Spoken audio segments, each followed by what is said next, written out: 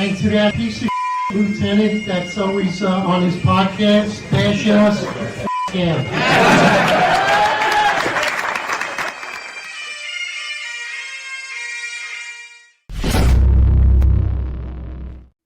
Attention, roll call.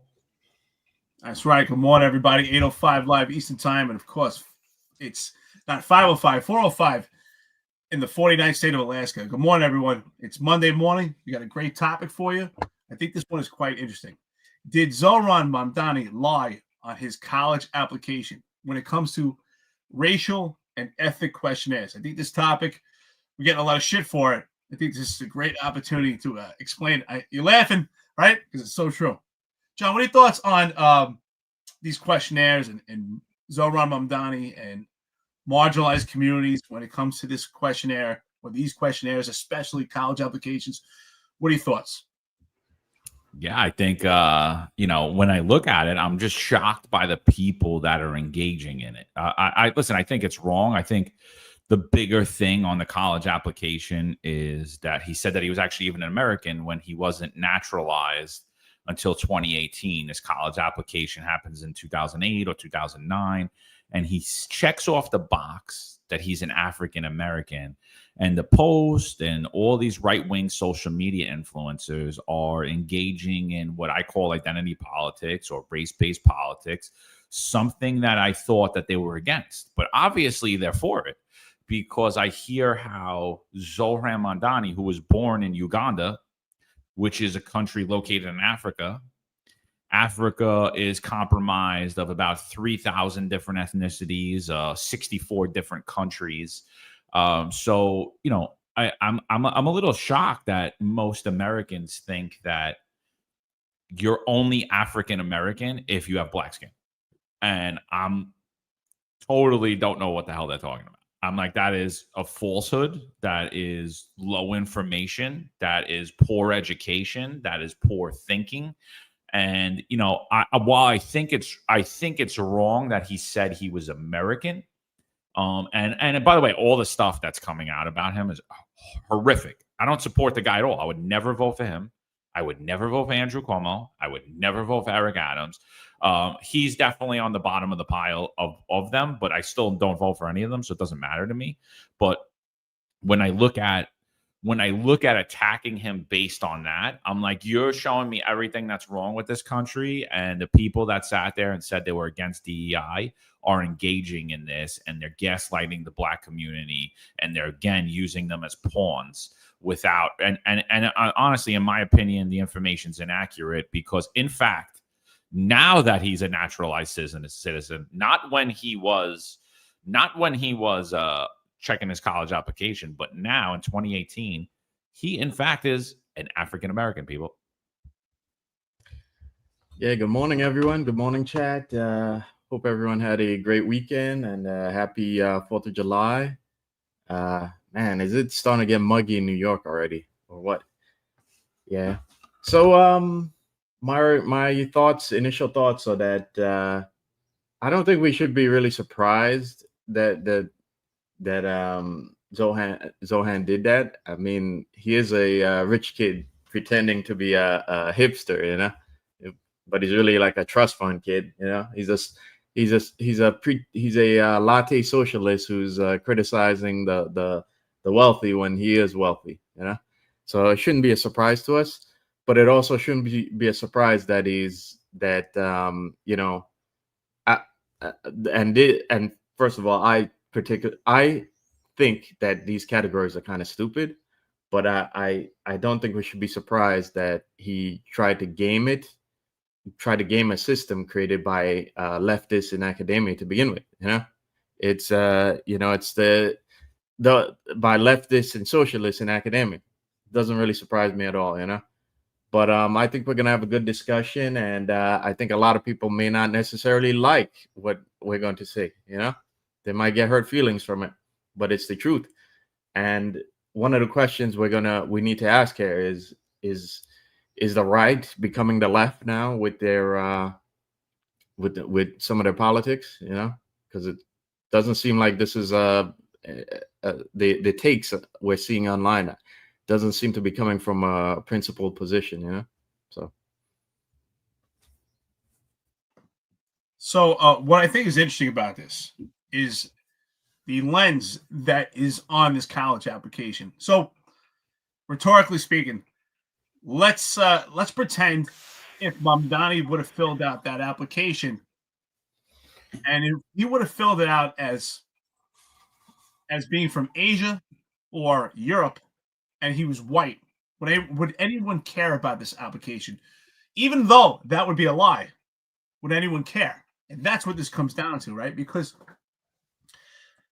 black people, and I say black people, right? Because black people could be from Africa America, they could be from the Caribbean, they could be from anywhere in the world. But that is race in comparison to ethnicity. Now, as far as ethnicity goes, African American, there are plenty of white people. Look at South Africa. Look at the South African soccer team. You can see just the appearance of it alone. There was a movie about the South African team. It's majority white. But people are paying close attention because it actually solidifies and validates the purpose of these questionnaires, specifically when it comes to a college application, and that is favorability. That is affirmative action, right? If you fill that out as a marginalized person, as ethnicity being African American and race, both factors black, that is supposed to be favorable as an underrepresented group. But I believe if he would have filled out white as someone that's overrepresented, no one would care. And people are caring because they're questioning if he received favorability because he is claiming to be part of a marginalized community. So I think this is really interesting. So is he African American? And I think, John, you answered the question. You're absolutely right. Now he is. Was he at the time? No. Was he black at the time? Or is he black now? No. But that's not his race. But he is more African American than many black people, because not all black people are from Africa America. So I think this is quite interesting. And I think this is a great topic. I'm sure we're going to get a lot of shit for it. This will be completely twisted. But you know what? At least this is live right now, but it's documented and recorded. Yeah, I mean, I've been getting a lot of crap for it actually, because I said it. I'm like, you don't have to be. I have cousins that they lived in Sicily, right, and they moved over. They moved over to Libya to work, and then they settled down in Libya and they had kids. And my cousins were born in Africa. That does not make them Italian Americans when they immigrated here. When they immigrated here, they are in fact African Americans. That's where they were born. That's where their heritage is from. African American does not describe your skin color. I had a transportation business, and I used to drive this white guy from South Africa. Guess what he is? He's African American. And when we want to talk about fraud by checking African American, I mean, how many black people in the United States check that they're African American when in fact their ancestry does not come from Africa in the last 1,000 years? Is that not fraud? To me, I think, I won't engage in the race-based politics. I get it. He's a phony. He's a fraud. Imagine if we could go back to see Eric Adams, what he did when he was a senior in high school. Imagine if we could go. We can't even look at Eric Adams' police record, and that wasn't that long ago. We can't even see his police record. It's sealed. So, I see people, commentators talking about Zohran Mamdani's high school presidential campaign. I'm like, are you kidding me? Like this kid, do you know who I was when I was 17 years old? You should go back. I'll send you. You should talk to all the people I went to high school with. I mean, so I'm like, that doesn't mean, all right, you have a points to attack somebody on, but I think like when you look at it, the bigger issue comes down is, should you have a leg up in college applications because you check the box African American? And I say absolutely not. And I think a lot of people that check that box are in fact lying. And, and I'm watching the right gaslight the black community and saying that that box was put there to help you. And now this guy's stealing it. And do I think personally, he checked that box to help him out to get into the college? Yeah, I do. And I think that that's so wrong.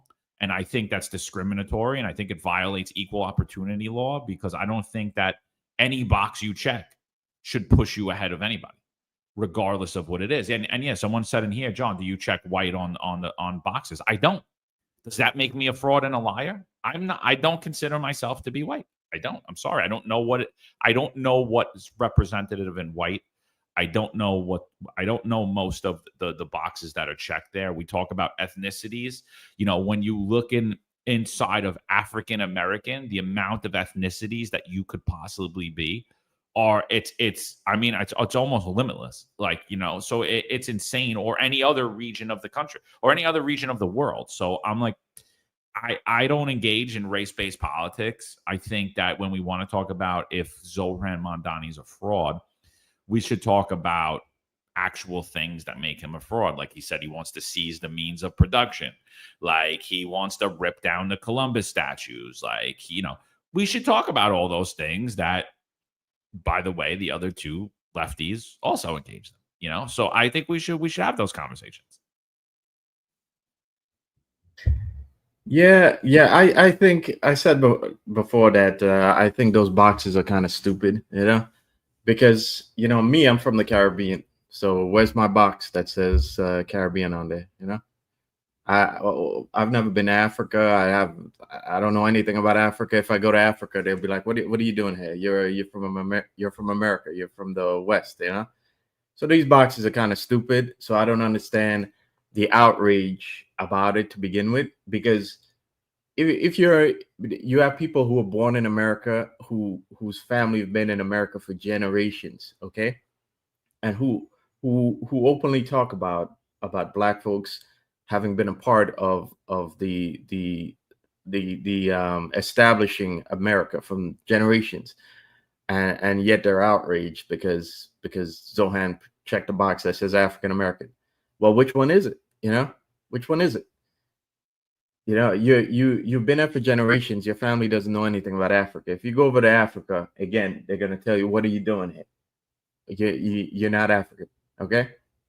This is like I hinted at last time. This is race-based politics, and it's something that the left has done for years. And the fact that you got people on the right now who claim they're on the right, by the way, a lot of them are part of the new MAGA, the new right, as they call them.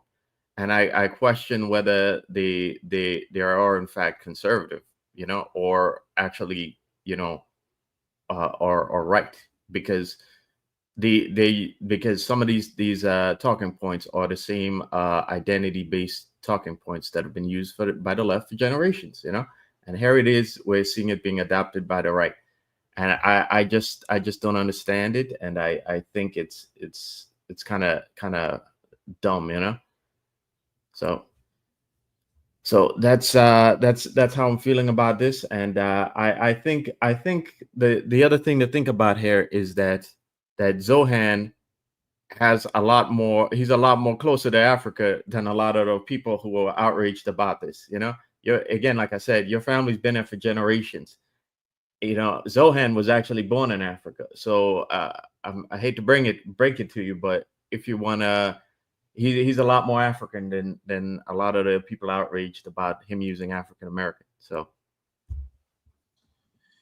yeah, you know what? I think it's also important to note that when it comes to identity politics and DEI and this entire movement that we talk about, how heavily weighed is it? And the same thing goes for left or right or Black people in politics that are commenting about this case. And the question is this: how heavily weighed and how important are identity politics in this? Because are we talking about his integrity? Or are we talking about the importance of whether he's part of a marginalized community or not? And that should be the question. And I think ultimately we should analyze his integrity. I do believe there's no doubt about it. When it comes to a college application, that's something that you take extreme amount of importance and time and significance. And that's something that you're going to check and check over again. Your family's going to check it. So there's no doubt about it.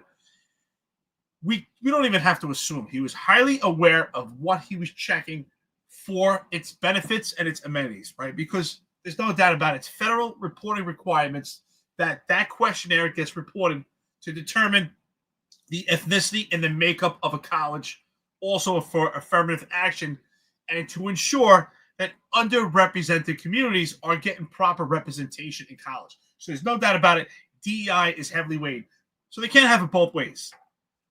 And the reality is exactly what we're saying.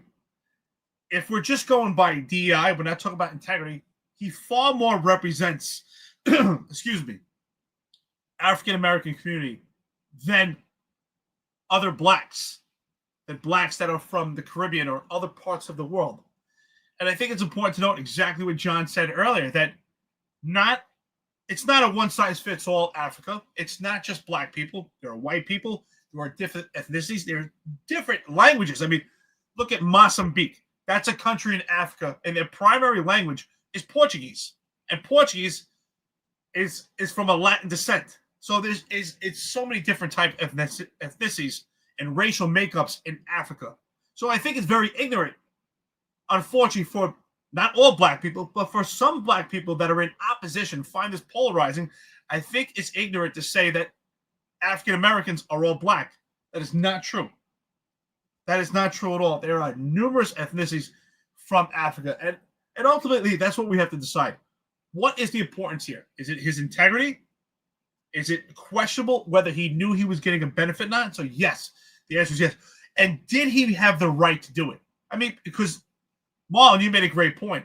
Because those questionnaires also box you in and don't give too much room. There's no other caption where you can fill out what you are, because rightfully so. John, are you white? Am I white? I come from a Jewish descent. I don't know. Who is the white man? Do I have white skin? Yes. But there are plenty of light Hispanics. There are plenty of people that are extremely light-skinned that are black. So is there also importance on the pigment of your skin? And I think this really gets down into the weeds and a discussion that is not necessary. And this kind of marginalizes people itself by putting emphasis on this. Yeah, I think it's really like a low information discussion, and I was really shocked by the people that engaged in it. And it was basically everybody. And I'm like, and then I got a few calls from black friends yesterday because I said that Zohran Mamdani is more African American than Eric Adams is. So Eric Adams has no reason to say anything. And I stand by that statement because it's accurate. I watched the right for a long time push that Elon Musk is an African American. And now I'm watching the right be upset that another guy that was born in Africa claimed he was African American, checked it on a college application, when in fact he was born in Africa. He was born in Uganda. So it's like, I'm like, I don't see the consistency in messaging. I don't see the consistency in what you say it means to be a Republican or to be a Democrat. I see everything changing for political convenience. And honestly, it disgusts me. It absolutely disgusts me, because I'm like, it leaves me sitting there and I'm going, what am I really? Am I a Republican? Because I don't think so. Am I a Democrat? No, I'm definitely not. What am I? And I'm sitting there and I'm watching talking points being used that don't make sense. They actually conflict with each other when you go from topic to topic to topic. And I think the thing about this podcast is we're all pretty much, I think we're consistent across topics. If we feel one way about it, doesn't matter if who did it or how it's done. And I think it's wrong to engage in race-based politics. And I think that it's wrong that if you check the African American box, you get a step ahead to get put into colleges. And I thought that this administration and the right that supported this administration was against these illegal practices. I thought we were going to go back to judging somebody based upon the content of their character and not the color of their skin. But what I'm hearing from everybody, including on the right, is no, African American means you're black, and only black people could check that box. And I'm like, wow, I didn't know that, because I guarantee if you go to every other country in this world, they will see it totally differently, probably because they're more educated, probably because they sit there and think about things more. They probably don't get their information from memes and tweets. They probably actually research these things and think about it. And when you think about it, it really is wrong that somebody, any group in this country is getting a leg up for checking a box, and then the majority of people that check that box doesn't even apply to them. Oh no, it's based upon the color of my skin. No, that doesn't say that you're black. And again, do we have like a color coded chart of who's black and who's brown and who's white? Like when does your skin tone change? Like, what do we do with light black people? What do we do with albinos? Are they black? To me, it's just the lowest form of conversation. Race is the soft underbelly of this country. It's been used to divide and conquer us. It's been a communist strategy for over 100 years, and we're all engaging in it. And it's the dumbest, stupidest thing that I could think of. So I stand by what I said. Zohran Mamdani is more African American than Eric Adams is. Yeah, John is spot on. It has been a communist tactic for at least close to 100 years now. It's that when they saw that their arguments about their class-based arguments weren't working, they switched to one that was race-based, and that is what we're still trying to get rid of in this country. And again, it's silly. I'd like to point out that the majority of black folks in America are also you're not just 100% black. You have some mixture in you. Okay, whether it was unwillingly somewhere down in the tree, or willingly, you're not 100% black. Let me break it to you. Okay, because if you go back you go and you talk to a guy in Africa, again, he's gonna look at you like, what are you talking about? Okay, my family's been here from the beginning. Okay, your family, this is a complicated issue, but people need to understand that if you're black in the West, you're not the same as the guy in Africa. Okay, the culture that in fact, if you look at the culture that you have in America, okay, there's a book that Thomas Sowell wrote. Forgot the name escapes me, but he talks in that book about how the black slaves in the South, the culture that they adopted was from poor Europeans, and in particular poor Irish Europeans, because they shared tilling the farmland with those poor Europeans, in particular the Irish. Okay, and what he says is that, like, you have generations that forgot their culture from Africa. Okay, they forgot, so they adopted a new one and kind of made it their own. And in a lot of ways, that culture and a lot of those aspects became a lot of what we call the South and American culture. So my point here is that why should that upset you? Okay, you're American. Okay, it's this, in a lot of communities in this country, in particular black community, and I know this from experience, a lot of people aren't proud of America because they still have internalized a lot of the communist tactics of the Marxist tactics that were spread since the 1930s into the black community, which is to hate America, and when you should love America because this is where your family's been for generations, and the culture that was created by the melting pot of people in the South is the culture that you've adopted, and a culture that has become American. So you should be proud of being American, and this fealty to Africa.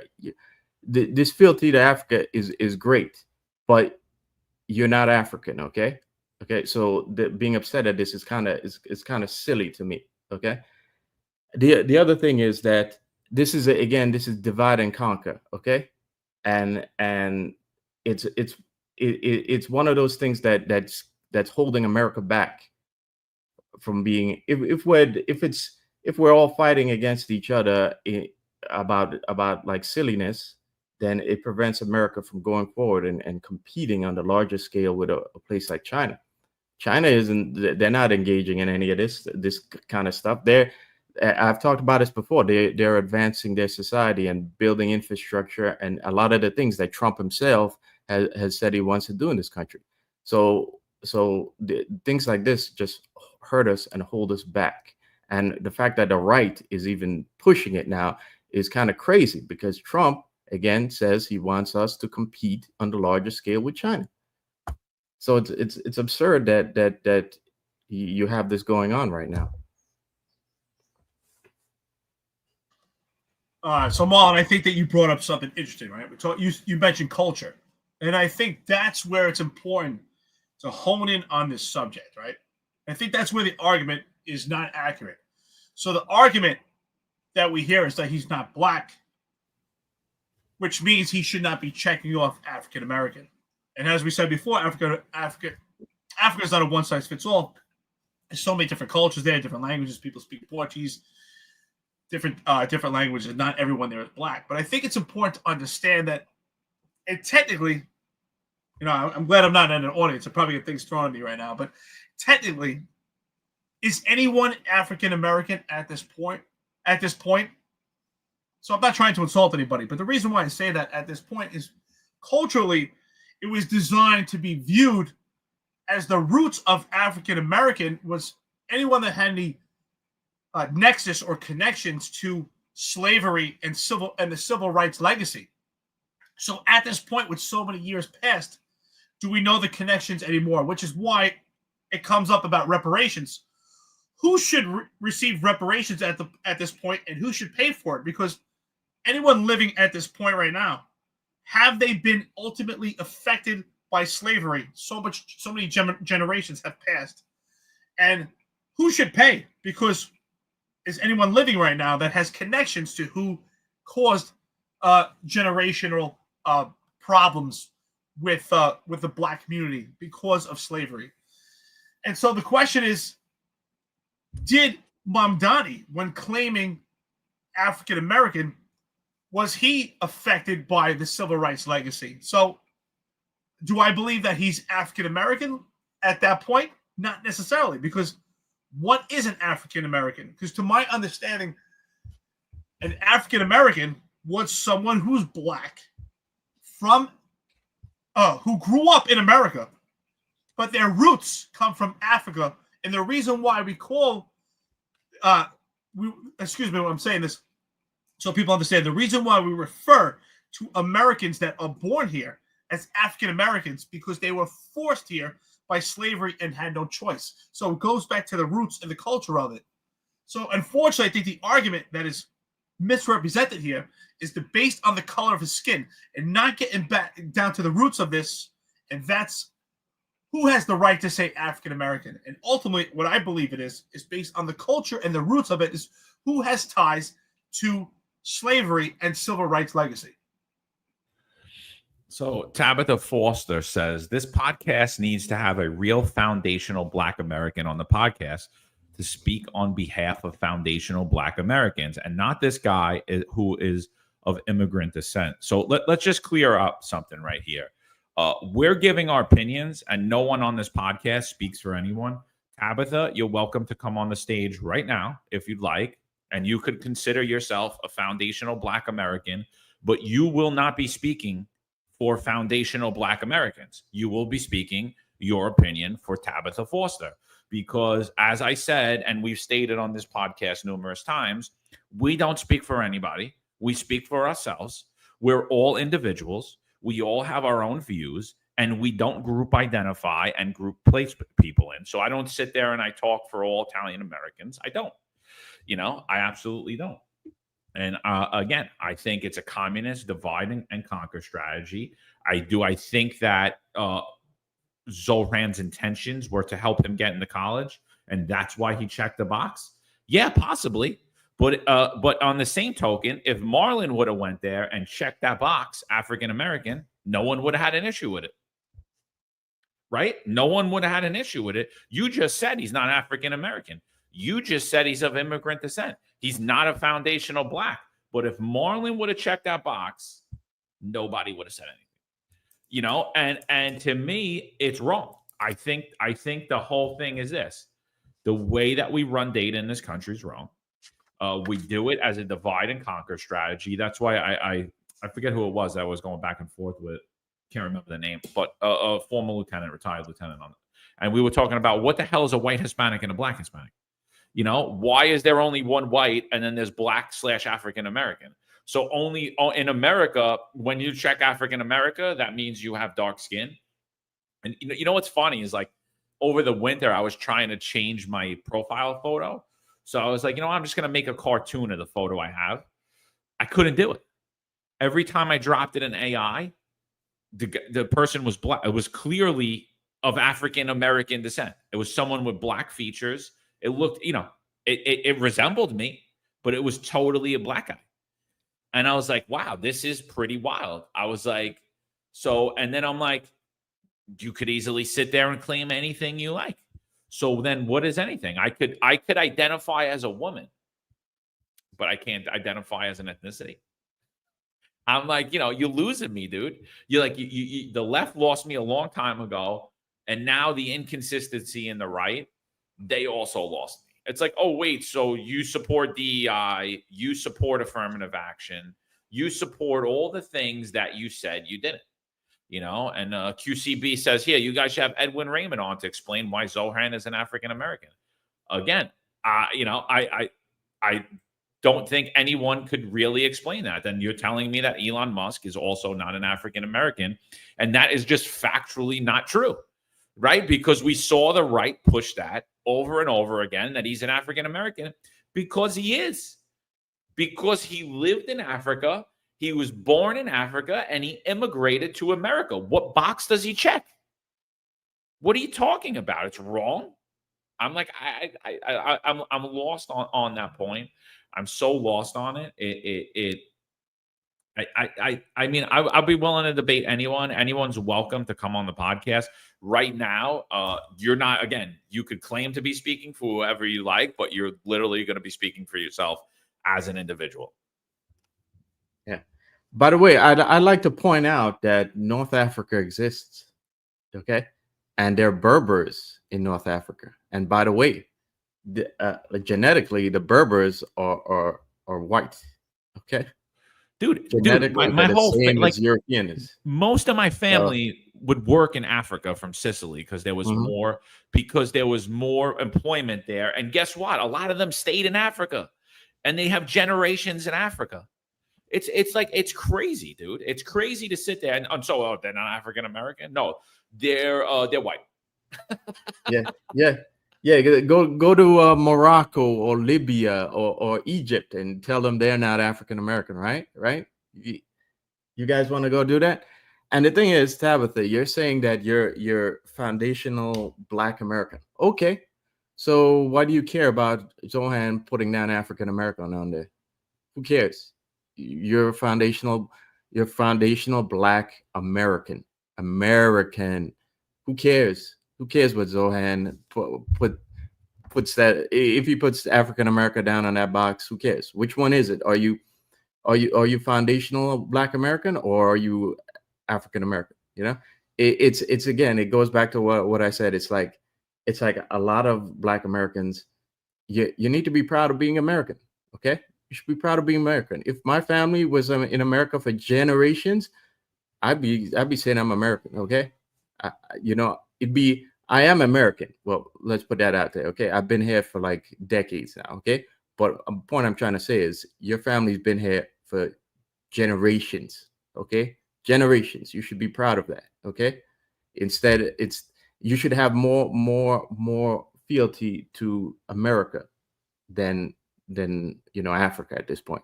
And the reason why the Marxists love this, okay, is because if you have communities that feel they have more fealty to Africa than they do America, then it's easy to destroy America from within, as opposed to people who care about who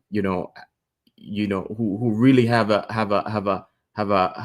love of this country. And I sure, and the thing is, the Marxists, the reason the Marxists are able to do this because they bring up racism and they bring up the past mistakes that America has made, and they still how many times have we heard the Democrats constantly talking about slavery, racism?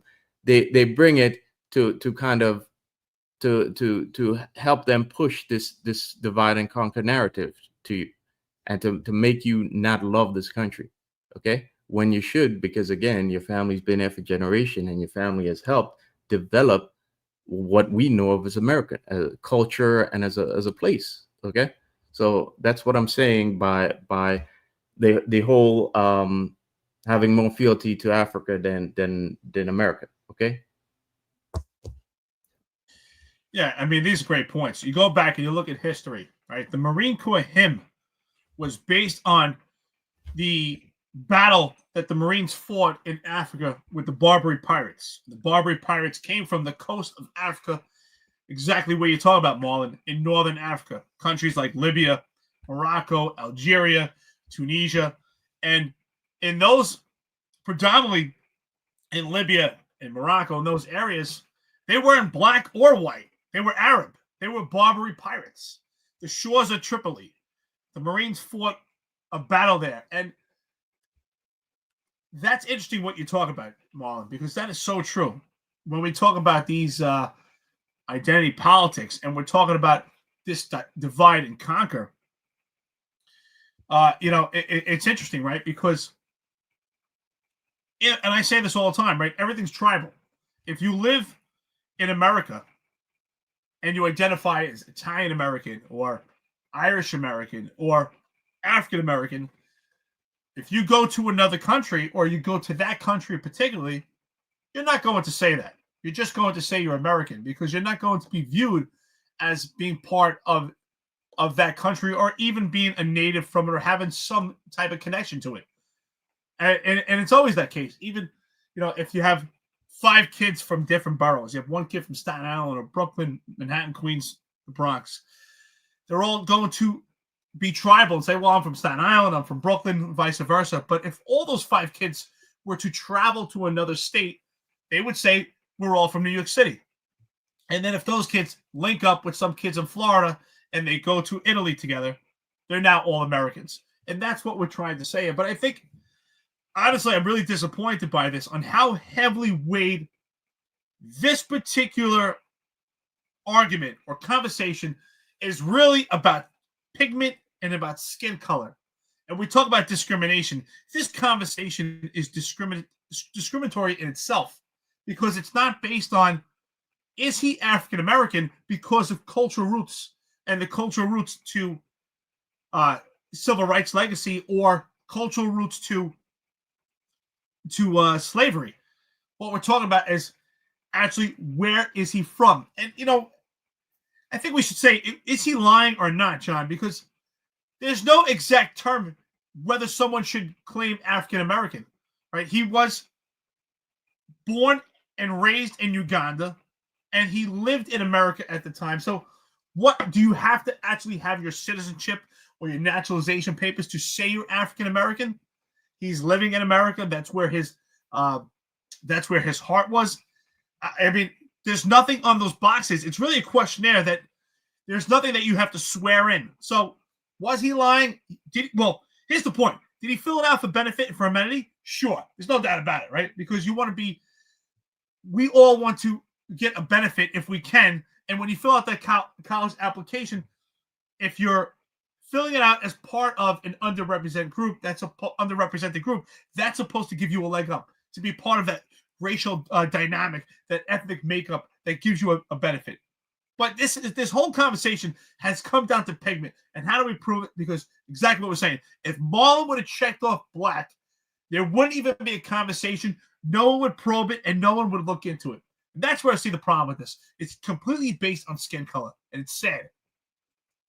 So, to answer the question, did Zohran Mamdani lie on his college application? In my opinion, absolutely not. He absolutely did not.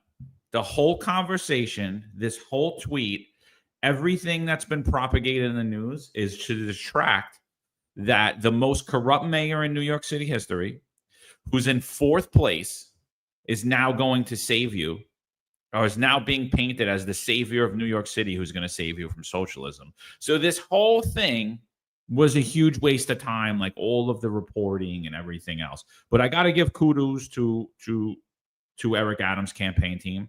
Absolutely have to.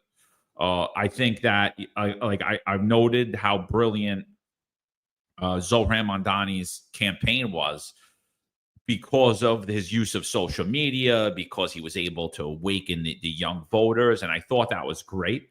I thought what he did was a new modernized campaign. But what Eric Adams' campaign doing, the strategy behind it, I mean, it's the art of war. It's been absolutely brilliant to push, it's basically WWE at this point. They're pushing, the bad guy goes from the good guy. And now he's going to save America, and everyone's going to unite around a socialist to save us from communism. And I think that is brilliant. They held all of these tweets from Zohran Mamdani that, by the way, were not erased. They were there for everyone to see. And what Eric Adams and his team did was focus on bashing Andrew Cuomo. And the reason they did that was to prop up Zohran Mamdani, because Eric Adams knew there was no way that he could beat Andrew Cuomo. So he needed Zohran Mamdani to win. That's why he didn't run in the Democratic primary, because he would have got about 6% of the vote, about 30,000 votes, Eric Adams. So he stays out of the Democratic primary. He starts looking at the Republican primary. They poll everyone. He's like, oh, wow, I'm going to get under 30% in the Republican primary. I can't do that either. So what they do is like, all right, let's attack Andrew Cuomo. So they attack Andrew Cuomo. That pushes Zohran ahead in the polls. Zohran wins. Now, boom, Eric Adams' campaign wakes up. They didn't just wake up and find all of these horrible tweets from Zohran Mamdani. They had them waiting, and now they're strategically dropping them out in the media, and the media is running with it. And now the whole campaign is the number 2 guy, Andrew Cuomo, needs to drop out of the race so that the number 4 guy, Eric Adams, could save America from socialism. I kudos to Eric Adams' campaign team. If you guys run for office, if I run for office, I'm definitely hiring them. I'm definitely not going to go with whoever Andrew Cuomo had, because again, all of the stuff that's coming out about Zohran Mamdani, where was Andrew Cuomo's political opposition research team? He spent millions, dude. All you had to do is shift through Zohran Mamdani's tweets. And they didn't do it. They didn't have these talking points originally. And I think if they did, it would have pushed Cuomo ahead. And Adams' team held it. And it was brilliant that they held it. But you're watching WWE right now. You're watching WWE and you're being totally distracted from the fact that Eric Adams, the only way he beats Zohran Mamdani is if they get every single person to drop out of the race, including Zohran Mamdani. I mean, to me, I'm like sitting here and I'm scratching my head that we're even talking about this. I'm like, it worked. Mission accomplished. Mission accomplished. We're talking about nonsense instead of talking about the fact that if you go line by line with a Zohran Mamdani policy, line by line with Eric Adams' policy, they're exactly the same.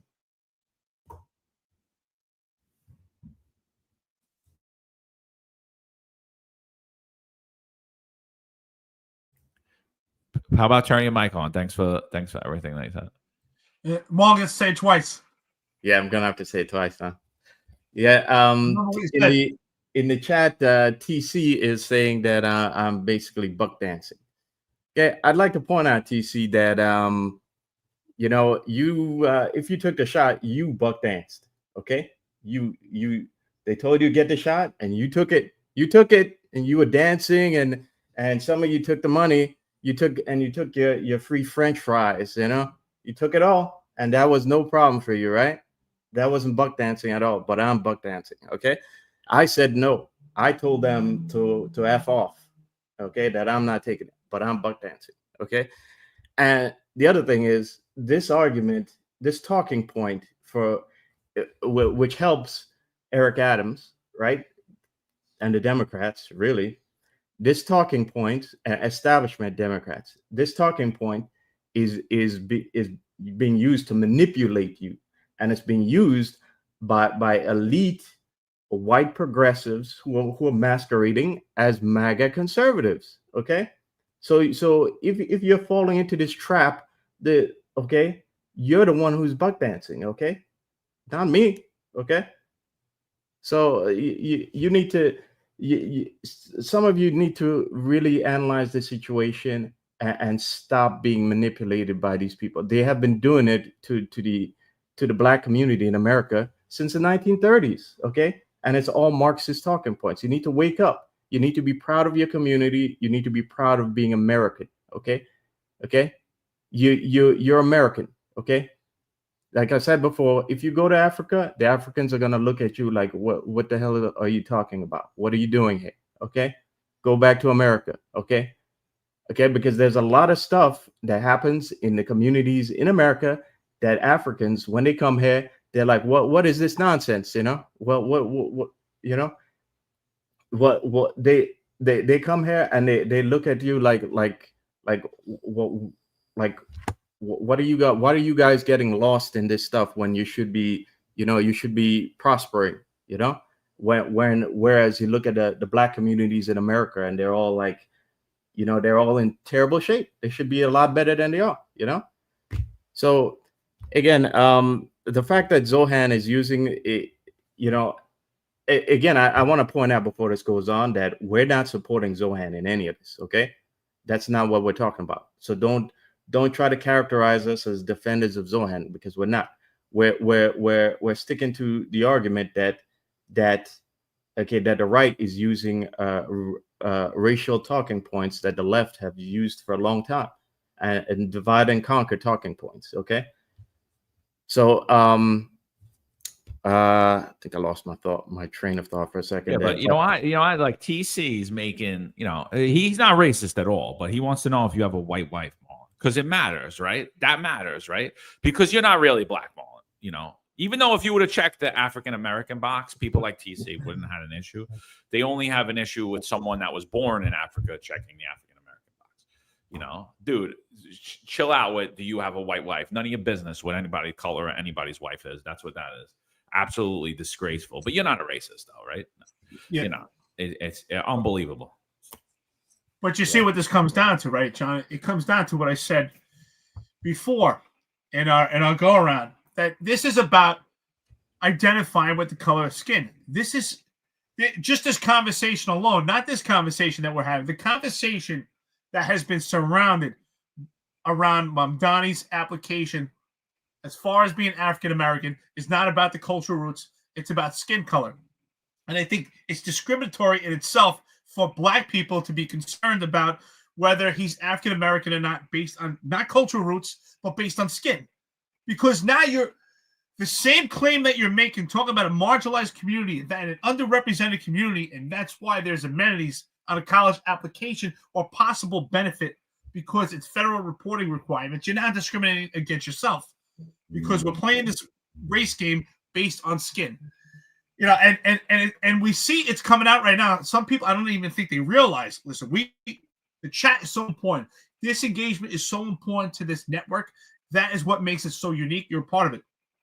But I'm not sure if some of these comments, if you meant it, I'm laughing at them because I don't even think people realize how ignorant and how racist some of these comments are. And some people sound like straight bigots because you're making this whole conversation centric around skin. So I think that's what this comes down to.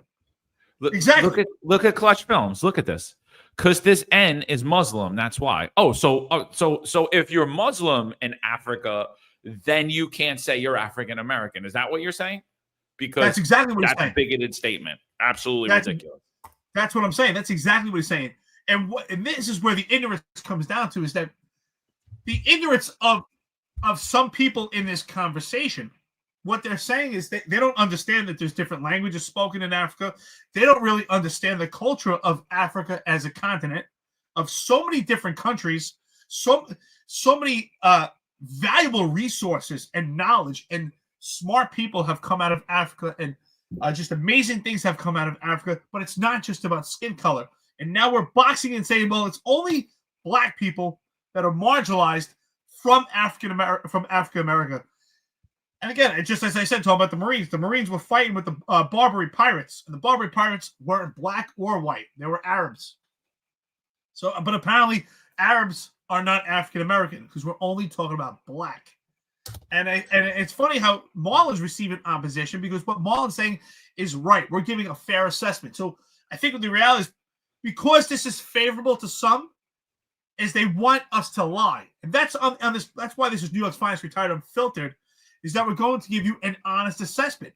And I think this is complete race baiting. That's exactly what this is bias. There's complete disdain for this point of view. And as you said earlier, John, because that was my point. I don't think that he lied. He grew up and was born in Africa.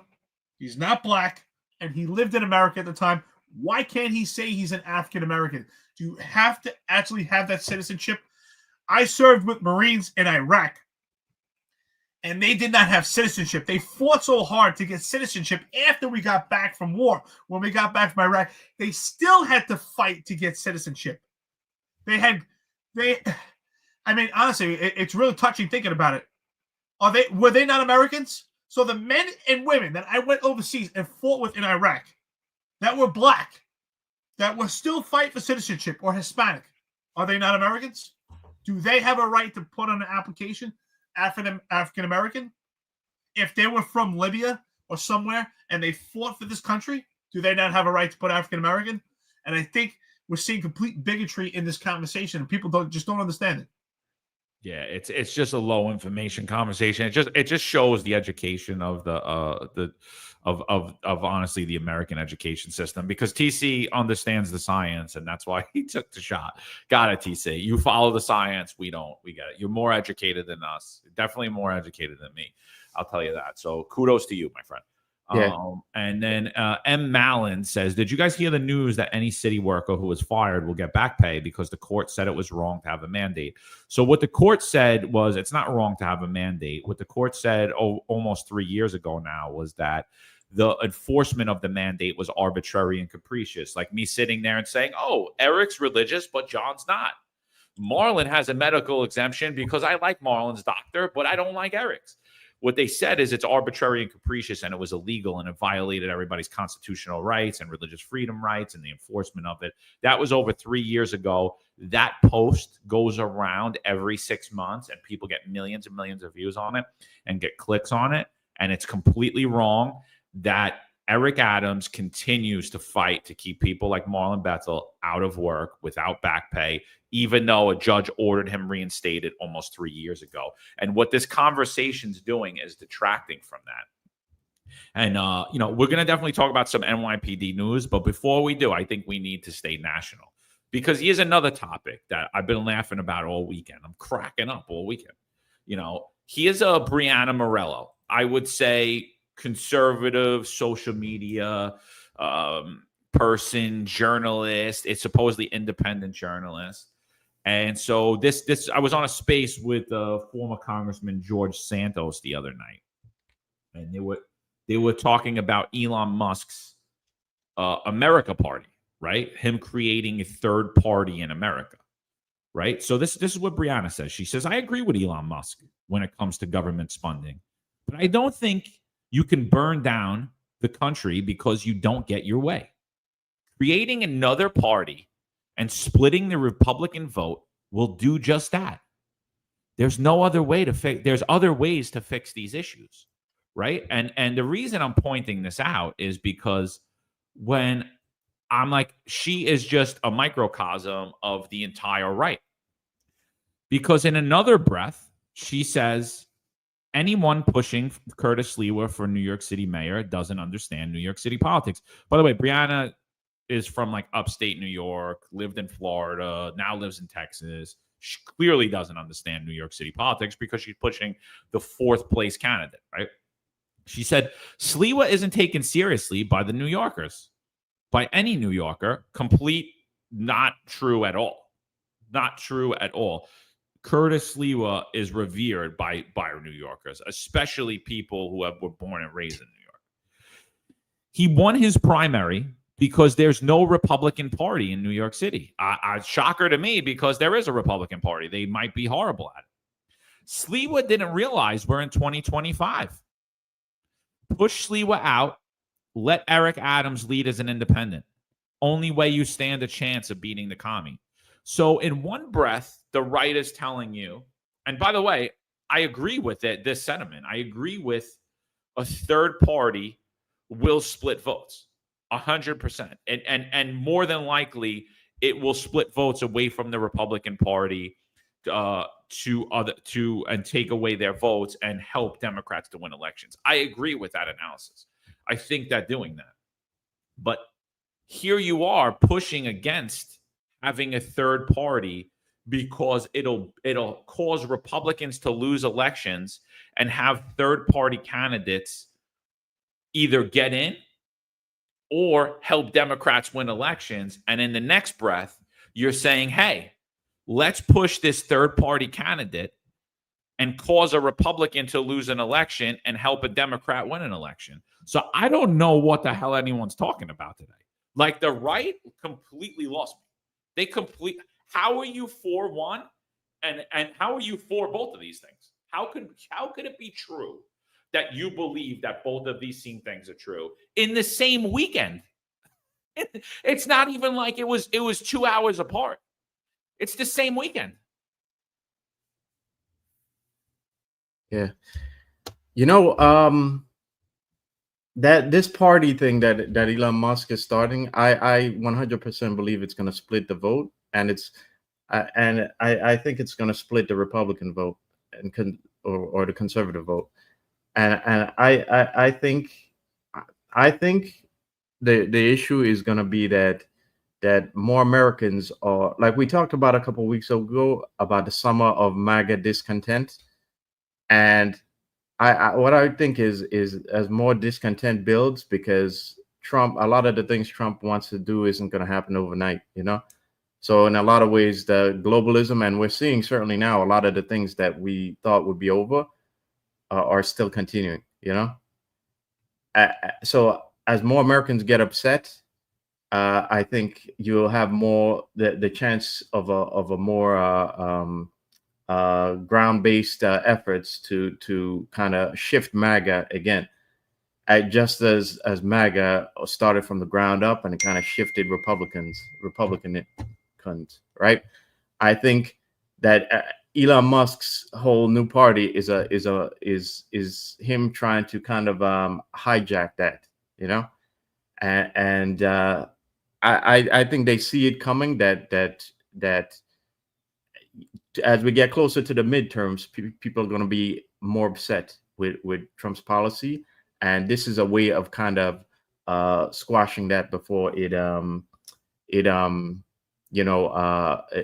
threatens their agenda, and we have the Thomas Massey Republicans that are already not too happy with the big beautiful bill, even though he eventually signed off on it. I'm not sure exactly why he did, what sort of a compromise were made there, but the same Republicans that like Thomas Massey aren't happy with the way Trump is going and the way things are going, and I think this is a way for them to kind of hijack that. But you're right, John. This is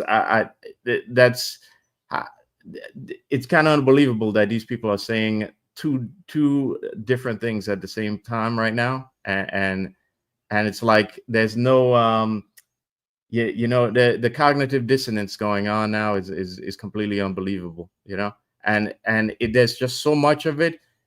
I just can't think that these people who are pushing that online are not being paid some way, because no logical person would have those arguments,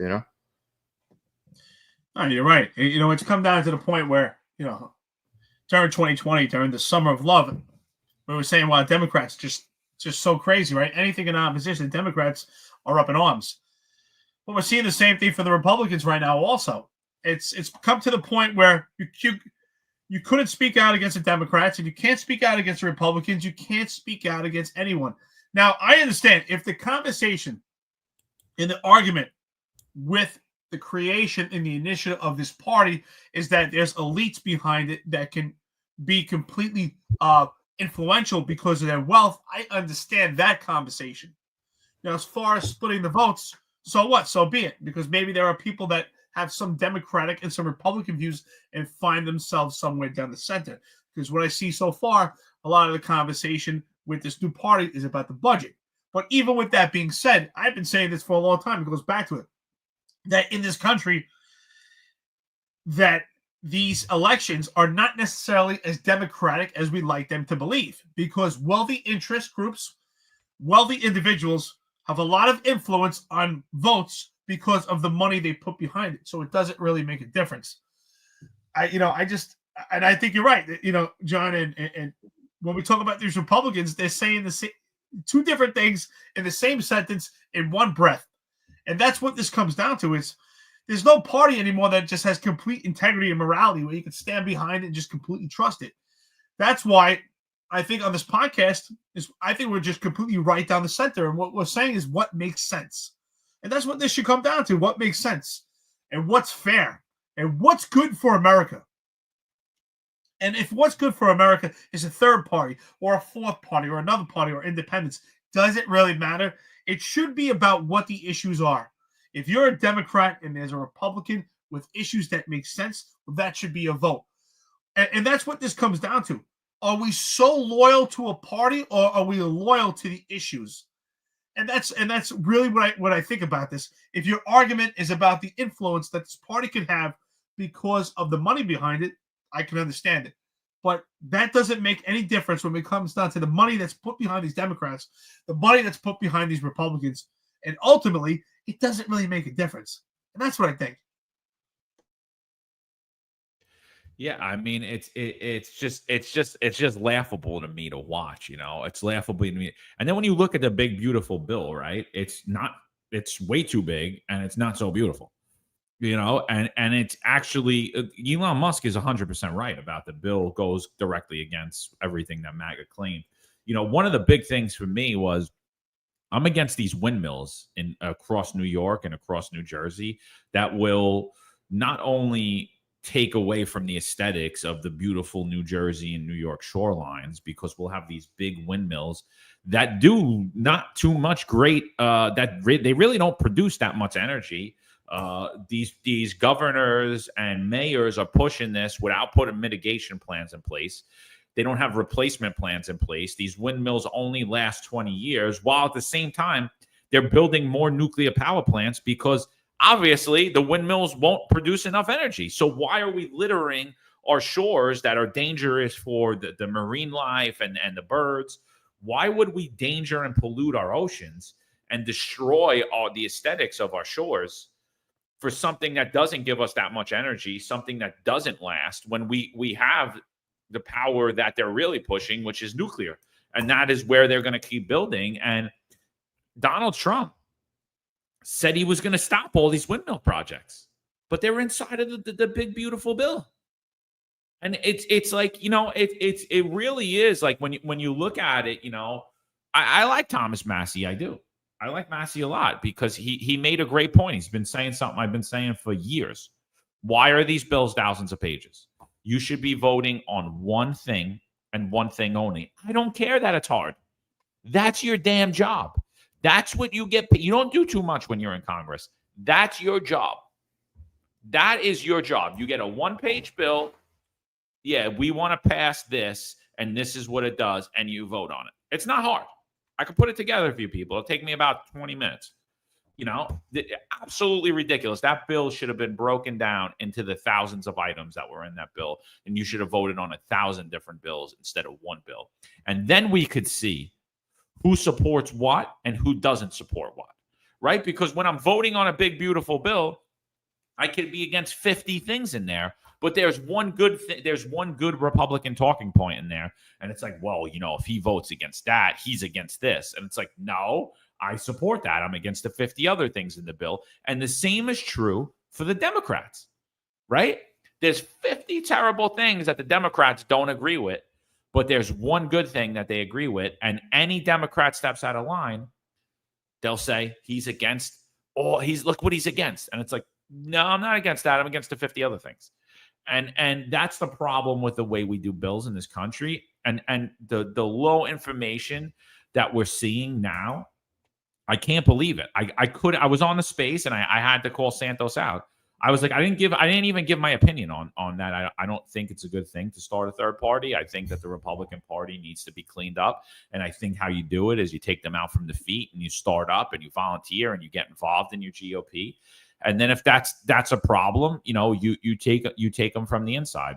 I think that the third party would split votes, but that's not what I pointed out. I pointed out that George Santos is telling everyone to vote for the third party and not the Republican candidate. He's doing that because I believe he wants to get pardoned. He wants a Trump pardon. He thinks Eric Adams can help him. That's truly what I think. I don't think he thinks that the good strategy is to vote for the fourth place candidate instead of the third. So he was saying this for a week. Everyone's got to vote for Eric Adams, which would cause the Republican nominee to lose. And he's on this space talking about what a horrible strategy it is to have a third party. And I was like, I don't really know how I feel about it because I haven't thought about it much yet. But I know that George, actually, he's sitting here telling you that he doesn't support a third party while at the same time pushing a third party candidate to cause a Republican to lose. So in fact, George actually supports third parties beating, and which would help Republicans lose, because that's exactly what he's doing. He's like, that's not fair. That's not what it is. And I'm like, no, that's exactly what it is. And everyone pushing those two same narratives, you're literally arguing with yourself. It's the dumbest thing I've ever seen. I don't support the third party, which is why I don't support an independent coming over the Republican nominee. Yeah. I said before that the Democrats are loving all this because, again, there are a lot of things in a big, beautiful bill that are like, it seems to me like it's more of a Democrat wrote this bill than a Republican, I mean, and there are things in here that, how exactly is this conservative? Like, I'm looking at the salt tax and I'm like, that's one of the things that annoys me because it doesn't exactly encourage New York, like New York State to, lower taxes and to be competitive, It just pushes more reliance on people getting that deduction on their taxes. But anyway, I think the Democrats are loving this, because they're loving the talking points against Zohran, and they're loving like this whole new party that Musk is pushing. Because again, as we're seeing him being unable to do the things that he promised to do, and you're seeing discontent in Republicans, and this new party comes to split the vote, who's going to win? Who benefits from that? It's a Democrat Party, and and I'm part of me is actually starting to wonder if by the time the midterms comes around, if Trump is going to actually be more Democrat, if the Democrats are going to love Trump more than the Republicans, and I say that based upon things like this bill again, and the fact that a lot of the things that we thought were going to happen under Trump aren't happening yet. So. This also does, it kind of like puts focus on both parties, that there's a lot of issues with the Democratic and Republican Party. If these parties were on the up and up and there were parties that we could have total confidence in, we wouldn't even be having this conversation. I mean, you're right, John, there is a third party. So what's the difference between being an independent or being part of Elon Musk? Because they kind of discuss the same things, right? It's about budget.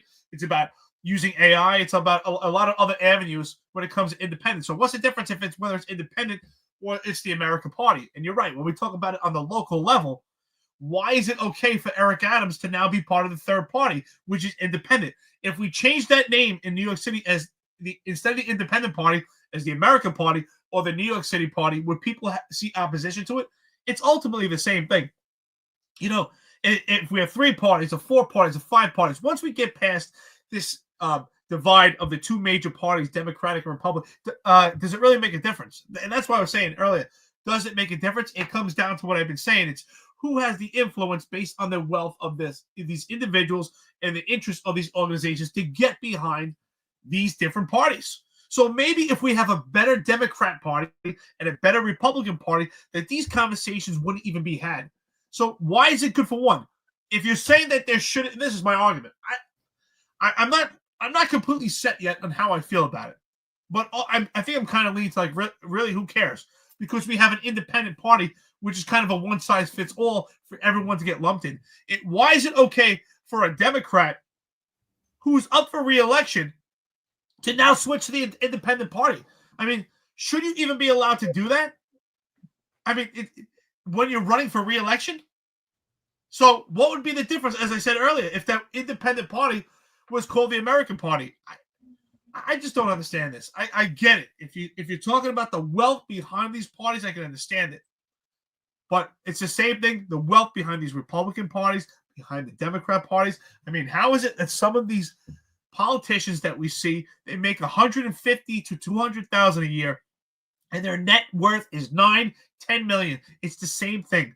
We have a problem in this country with these parties, because I'm sure our forefathers never foreseen we'd get to this point that our democratic process is becoming communist and Marxist, and the money that's put behind this distorts the complete democratic process. So it doesn't even matter. Would it matter, John? Honestly, if Eric Adams said I'm part of the American Party, would it make a difference? And I don't think people really even understand that argument. Apparently, to these people, it would. You know, it's like I don't understand. You know, it's like how are these two things? How do you agree with both of these at the same time? It doesn't make sense. Your logic changes, and all of George Santos could say is, well, you know, that's because we want to defeat socialism. I'm like, so what? So it's okay to have a third party candidate if you're fighting socialism, but not in the reality of it. You know, it's okay because we want to elect a socialist instead of a socialist. I got it. And you know, and it's absolutely terrible. Last thing national before we go on NYPD.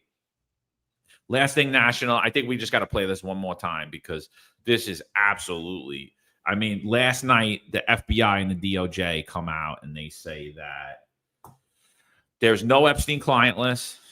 Jeffrey Epstein didn't kill himself. Blah, blah, blah, blah, blah, blah, blah, blah. Here's Deputy Dan.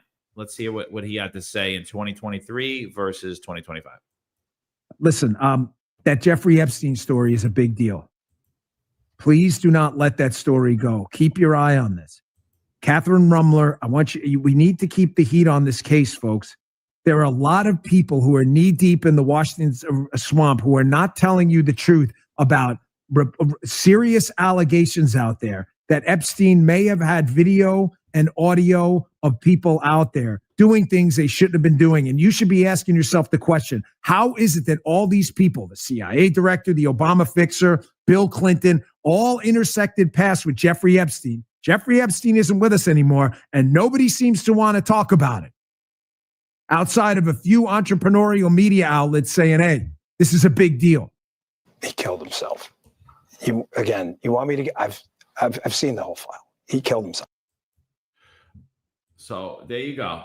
You know, again, more gaslighting. And I just want you guys to remember, if you remember, they found a secret room, Cash Patel and Dan Bongino, where all the Epstein files and videos were there. And then also remember that Pam Bondi said they had numerous videos of these horrible, horrible acts, and they were going through all of them. So he's locked up for sex trafficking, and he kills himself. Ghislaine Maxwell is still in jail for sex trafficking, but we don't know who any of the victims are or who any of the clients that were used for sex trafficking. So they were just sex trafficking for themselves.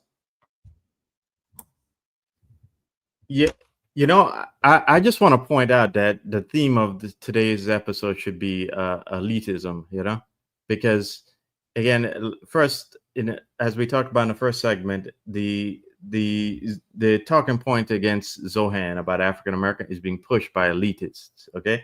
and their agents on social media.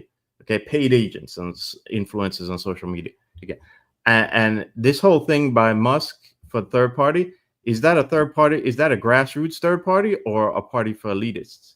You know, because it seems to me like the ones who are going independent now are the elitists, and the reason why is because things have gotten to the point in America where, and again, Trump knows this because this is again why he wants to bring back the jobs and the factories. He knows this. Okay, they all know this.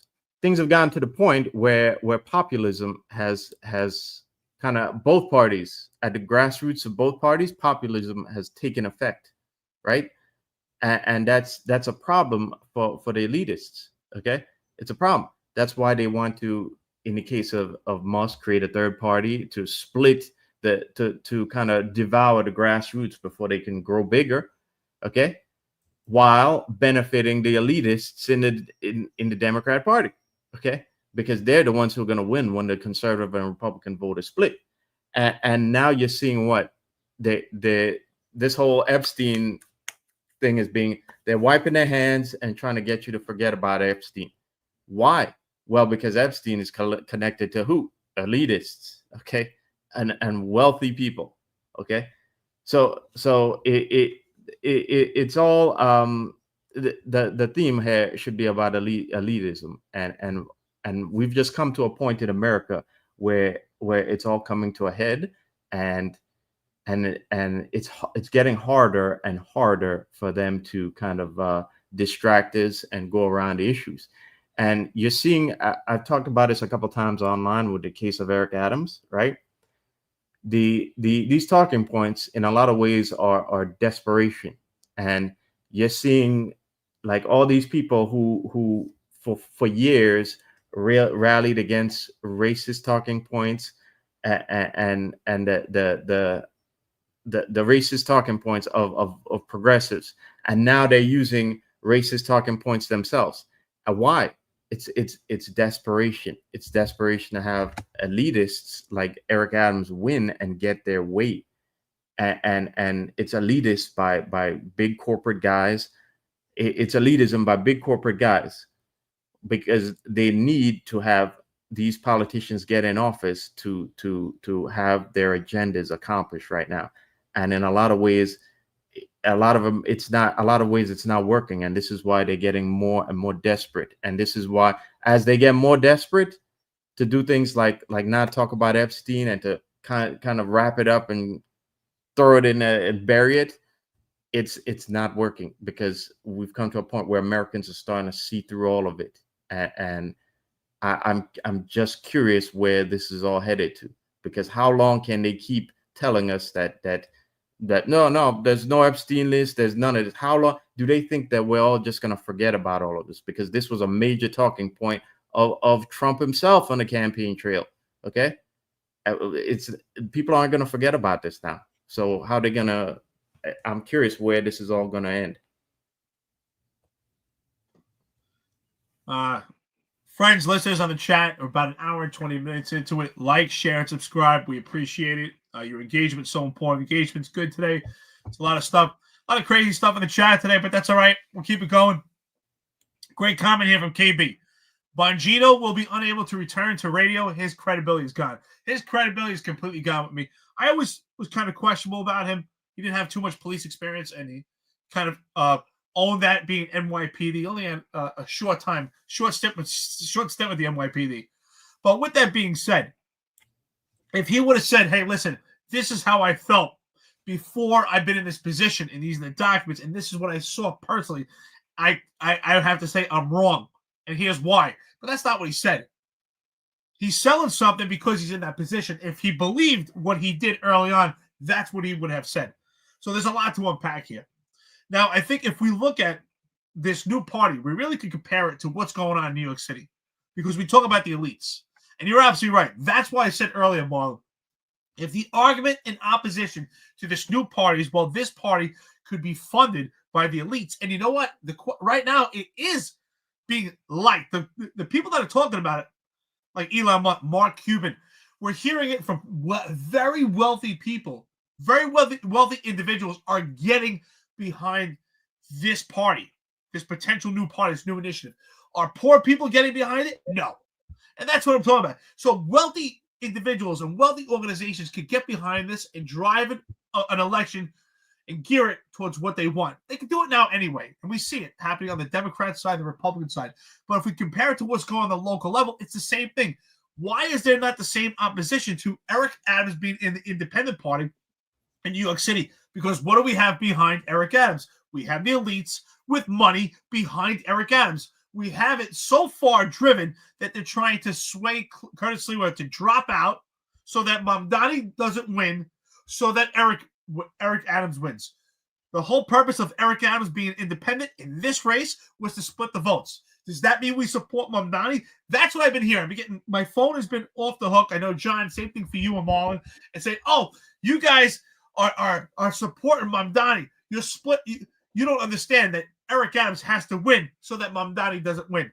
I mean, that's what we've come down to. But if we compare this local level, it's the same thing that would happen on a national level. It's just bigger. And that's what's happening here, honestly. It's the elites funding these elections, distorting the democratic process that we see in this country, and no longer is it fair, and it couldn't be a fair outcome. Money speaks, and money can actually buy wins at this point. And you're right, Marlon, I was laughing about it because I said it to myself the other day, and hearing you say it, I'm like, wow, I'm glad that we might start to see the tides turn where the Democrats start to get behind Trump. And you might say, well, Trump will never allow it. Well, he's been, he's been supporting and behind Eric Adams, the same guy that trashed him, that said they have room in Rikers Island. What's the difference?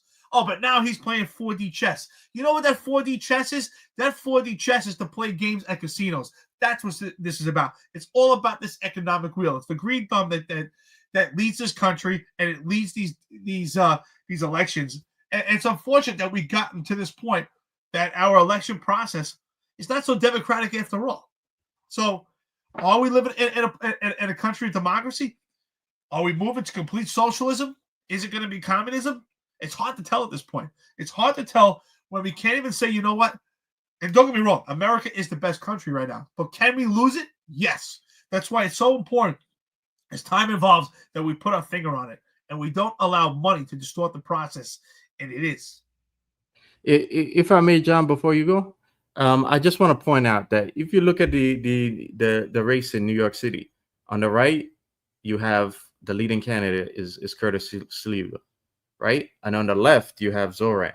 Think of it. Think of who those two candidates appeal to most. They appeal to the grassroots of either side, right? The grassroots on the left, unfortunately, socialism is and a lot of socialist-based policies are very appealing to them. And on the left, on the right, you have Curtis Sliwa, who is the people who aren't the newest. How do I put this? Like the people who've lived in New York the longest, Curtis Sliwa is appealing to those people, the most. The point I'm trying to make is that both of these candidates are appealing to the populism on both sides, and that's a problem for them. And this is why you look at all the elites who are pushing for Eric Adams right now. Okay. And it at this point, it doesn't even matter whether they're right, they're from the right or on the left, but they're all elites and they all want Eric Adams to win. And so it's exactly that. We've come to a point in this country where things have gotten so bad that populism is taking over on both parties. And so naturally they want a new party, So is this new party, is it going to be the party of elites? Because to me, it doesn't, the grassroots of the Republicans and the Democrats are now further apart and more on either side than they are to an independent party like the American Party. This party is going to be made up of elites, to me. Well, what's the difference? The Republican Party is made up of elites. The Democrats are made up of elites. Is this new party going to be made up of elites? More than likely. I mean, what we're watching is political theater, dude. The whole thing, like, look at what we're talking about. It's all fraud. It's all paid. All of these influencers, all of these media talking heads, they're all paid to push a narrative. They go against their principles. Both parties do it. I mean, and people on here like, oh yeah, Curtis Lewa needs to step aside. And we need to push Eric Adams up. What direction does New York City headed in? New York City's heading in this direction down. It's been headed in this direction down. If Zohran Mamdani wins, New York City will continue in this direction. If Eric Adams wins, New York City will continue in this direction. Why the hell would we be pushing for Eric Adams? Because you got gaslit and you can't see what's happening here? You can't see that this is all political theater and this is WWE, and these are all people uniting to save America from communism by pushing a socialist? By pushing a guy who has the exact same policies? And just to like get on it, like let's segue over to the NYPD. A Zohran Mamdani win will spur an exodus of cops, NYPD union said. It'll spur an exodus of cops. Oh my God, we can't have that. Oh my God, we cannot have that, right? Everyone's going nuts. Oh, the NYPD, there'll be an exodus. Let me remind everybody on here. More cops have retired early, or resigned under New York City Mayor Eric Adams than at any other point in history, in the history of New York City, right? And the numbers they put up here, they're only showing police officer numbers. They're not showing detectives, sergeants, lieutenants, or any other rank. These numbers are highly inaccurate that the Post put out to make Adams seem better and that the exodus could possibly be worse under a Mamdani. What do you think? Will the exodus continue at the same rate? Will it increase? Will it decrease under Zohran Mamdani? Because this right here, in my opinion, was a pro-Adams argument.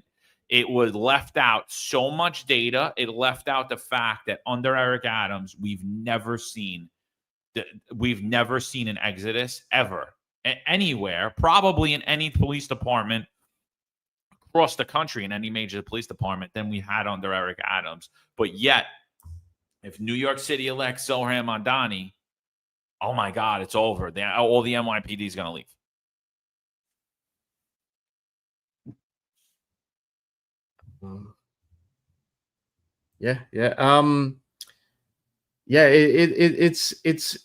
It's absolutely, you know, Sal made some great points in there, how he was spot on with the points that he made about that, you know, how they're trying to basically push it all onto Zohran while ignoring what Eric Adams has done, you know. And that is the fact that the papers themselves are pushing Eric Adams propaganda while willfully being ignorant of that he's contributed to so many of the problems in New York City is just unbelievable. But again, it speaks to the desperation that I said before. They're all desperate to get Eric Adams in there and to accomplish their agenda. And the fact that they are desperate tells you something about where America is right now, and where how much of what they're telling, they're saying, I don't think is being I don't think people are falling for it as easily as they would in the past, and a lot of that has to do with social media, which is probably the reason why like a lot of our stuff are shadow banned on the internet, you know. So, but yeah, Sal made some excellent points in that post on X. You know, I often talk about the Munchausen syndrome, where the Democrats create the problems and then they want to treat the symptoms.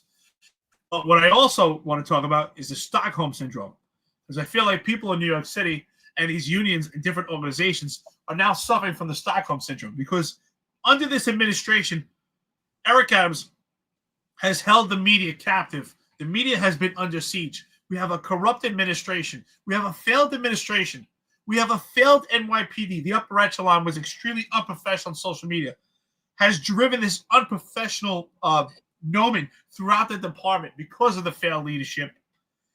And we had a mass exodus. We had numerous articles. We did a podcast about the mass exodus, about the staffing crisis in New York City under Eric Adams in this NYPD. And yet they're saying that Mamdani is going to be a failure. That may be true. Two things could be true at the same time. Mamdani may be a failure. We're not supporting him. What we're telling you is the facts based on what we're analyzing at this point. That's true. He may be. But who is a failure right now? We have the analytics to make observations on Eric Adams. This administration is a complete failure. The mismanaged money that's been spent on Eric Adams' cronies, the crumbs they're getting from these private contracts, these sexual allegations, the amount of money the city had to spend. The NYPD is a complete failure. We have a mass exodus. We have a crisis. We have a crisis keeping veterans employed in the NYPD, and we have a crisis getting brand new recruits. So yes, maybe Eric Adams took the car off the cliff, and maybe Mamdani will bury it. But what difference does it make? It's a failure right now. So my point is, Mamdani or Eric Adams shouldn't even be in the conversation. We should be promoting Curtis Sliwa and Jim Walden, adults in the room that actually care about New York City. But somehow we've not even talked about that party. Somehow the Democrat Party and the Independent Party has become the Republican Party. So, putting new parties or not, it doesn't make a difference at this point. You can put whatever names or whatever spin you can put on it. But the elites have their money behind who they think is necessary. And right now we see it's behind Eric Adams. This is a complete failure. And how are we brought into this? Oh, do we have short-term memories to forget what Eric Adams did to the NYPD? And the other thing is, I hear a lot of scuttlebutt. A lot of people contacted me about how Eric Adams now wants to document reinstating the unvaccinated workers, just like Marlon himself. Really? He's the mayor right now. Why would he have to document it? Why can't he just reinstate them right now? Why would he have to document it and have this big proposal? He's the mayor. He could just reinstate them right now. So again, we suffer from the Stockholm Syndrome and we suffer from the Munchausen Syndrome because Eric Adams created the problems. Now he's the guy that's going to treat the symptoms. We're putting our faith in the same guy that is an epic fail. If you're going to reelect Eric Adams, what you're telling me is that he was not a failure. This administration was a success. And if you think this administration was a success, obviously we're all watching something completely different. Because to me, I've never seen the NYPD in this condition. It is a complete failure. It is a complete... John, do you agree? Marlon, especially you. In my opinion, I already said 1,000 times to everyone on here and to every person I ever speak to, Eric Adams had the worst administration in New York City history. He's the most corrupt mayor in New York City history. He accomplished zero. He hasn't one accomplishment under his belt. He had 4 police commissioners. He caused an exodus. Here's the question. Neither of you answered it. Does the exodus get worse, stay the same, or improve under Zohran Mamdani? Well, I'll tell you this. That's a good question. And I don't think it will improve at all. Does it get worse? I don't know if it could get any worse. If it gets any worse, we don't have a police department. It could get worse, but how much would it make a difference? At this point, the only difference, it might be better in a sense, is what we see from Mamdani at this point is more transparency from Eric Adams. So I could see Mamdani at this point saying, hey, the real numbers for the police department are 23,000 because Eric Adams is telling the public that we have about 34,000, which is a complete lie. We know it because I retired September 2022. And supposedly then we had close to 34,000. In the mass exodus that we've seen in almost 3 years, there's no way that we maintain those numbers.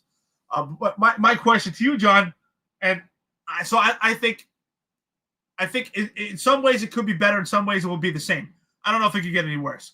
But my question, though, is I just want to know, don't you agree that Eric Adams is the mayor right now? Why would he have to document this whole proposal about reinstatement where he could just reinstate the workers right now? Yeah, Eric Adams is full of shit. He's not reinstating anybody, because if he did, he would have did it 3.5 years ago, and he wouldn't spend $30 million. I personally, and just to answer everyone's question, I actually think that it would improve under Zohran Mamdani.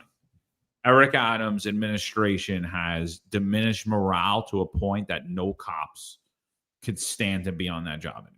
They all want to leave, unless they're grifters and they're around, they're driving this one or that one, or they're hanging out in Shell's backyard on the 4th of July when everyone else is sweating their ass off out on the detail, and they're going on Newsmax, doing their little Newsmax hits while they're having cocktails in Shell's backyard. Unless you're in that little crew, you don't want the job's horrible. People leaving in spots that they're 30, 35, maybe 40-year spots, and they're leaving the job. And that has everything to do with the morale. I was talking to someone the other day. I said, yeah, Zohran Mamdani is a socialist, like Eric Adams. And it's sad to say. It's sad to say, but I think that Zohran Mamdani's police department, like Bill de Blasio's, looks 100 times more professional and competent. Not saying that they are or they're going to be, but I think the appearance will look 1,000 times better than Eric Adams. Marlon, what do you think?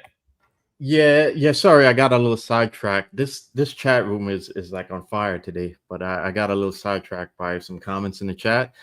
I think it's gonna get worse, and it's not necessarily by what Zohran does, but I think some problems have been set in motion, and they've been accelerated by Eric Adams, and in a lot of ways.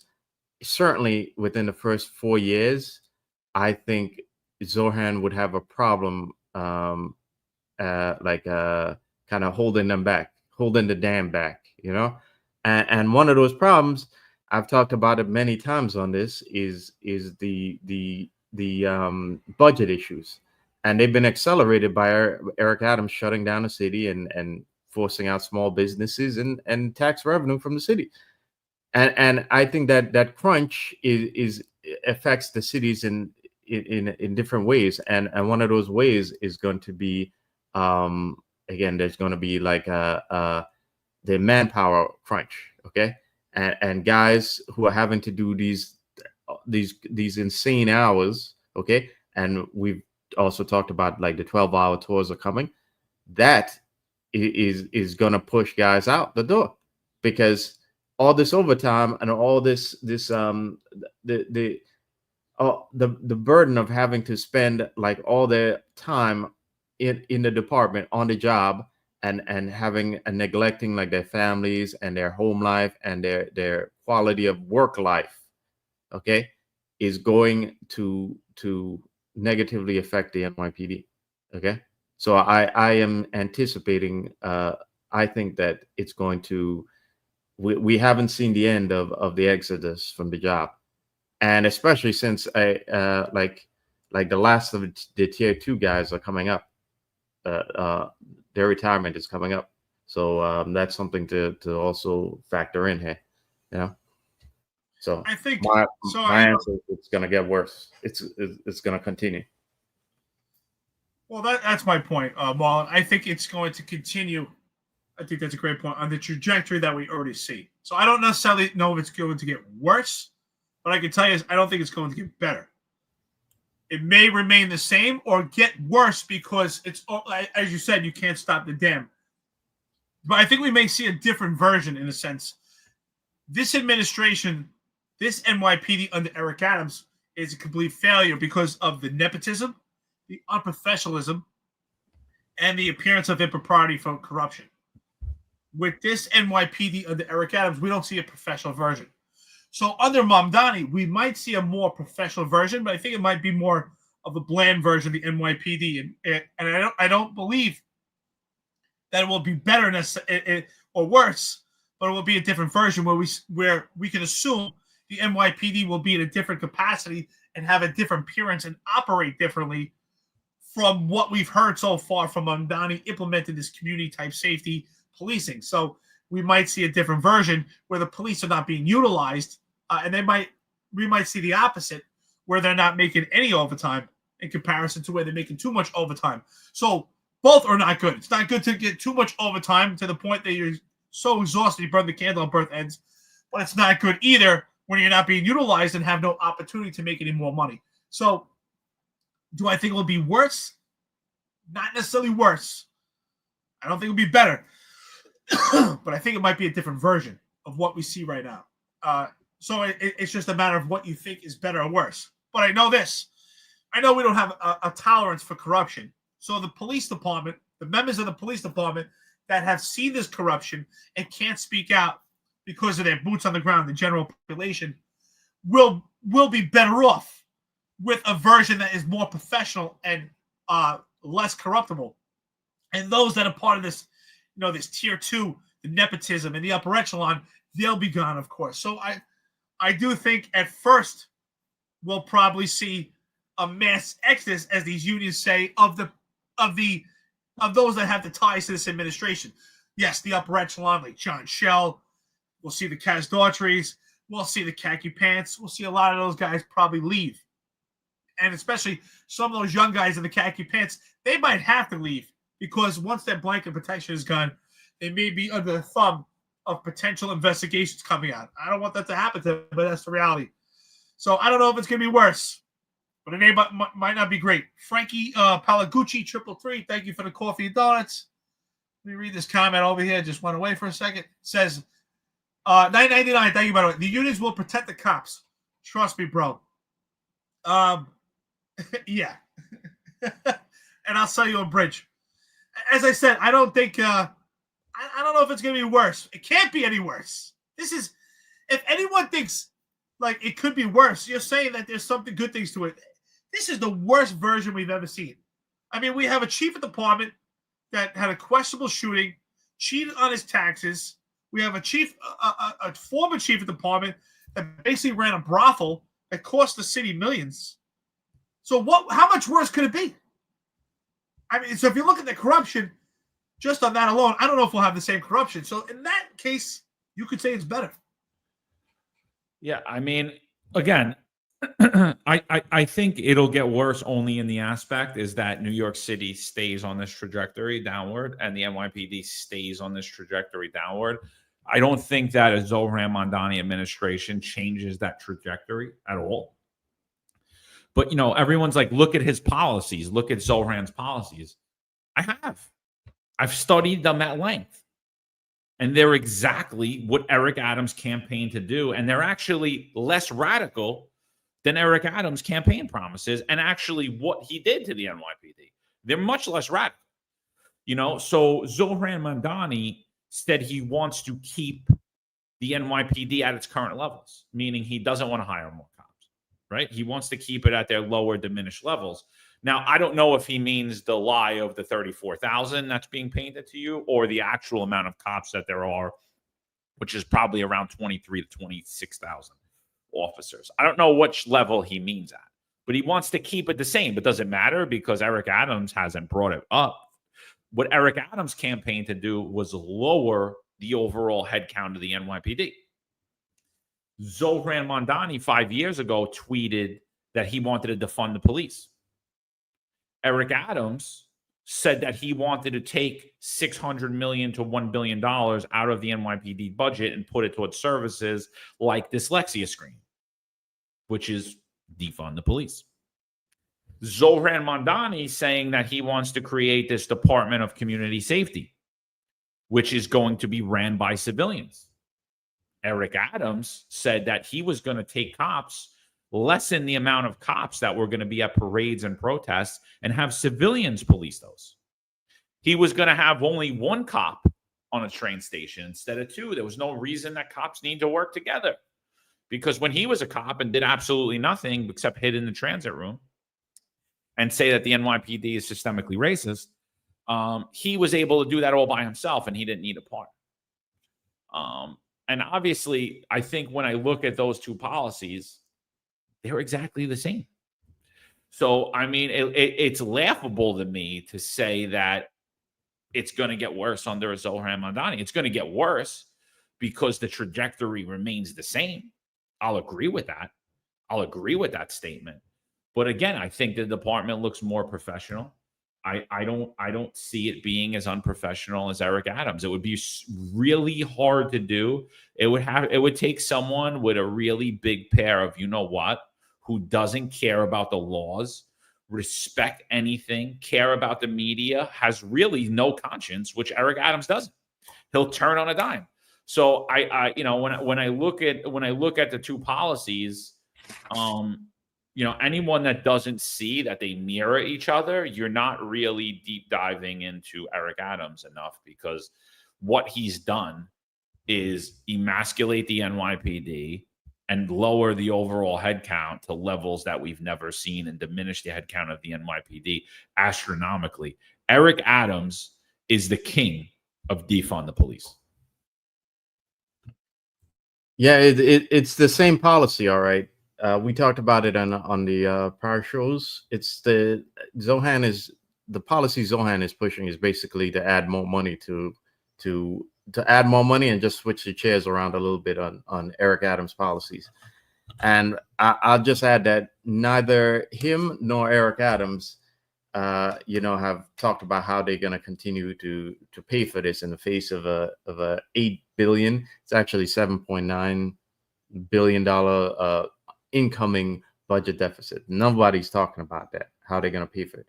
But yeah, it's his policies are an extension of Eric Adams' policies, and none of it solves the problems that we have on hand right now.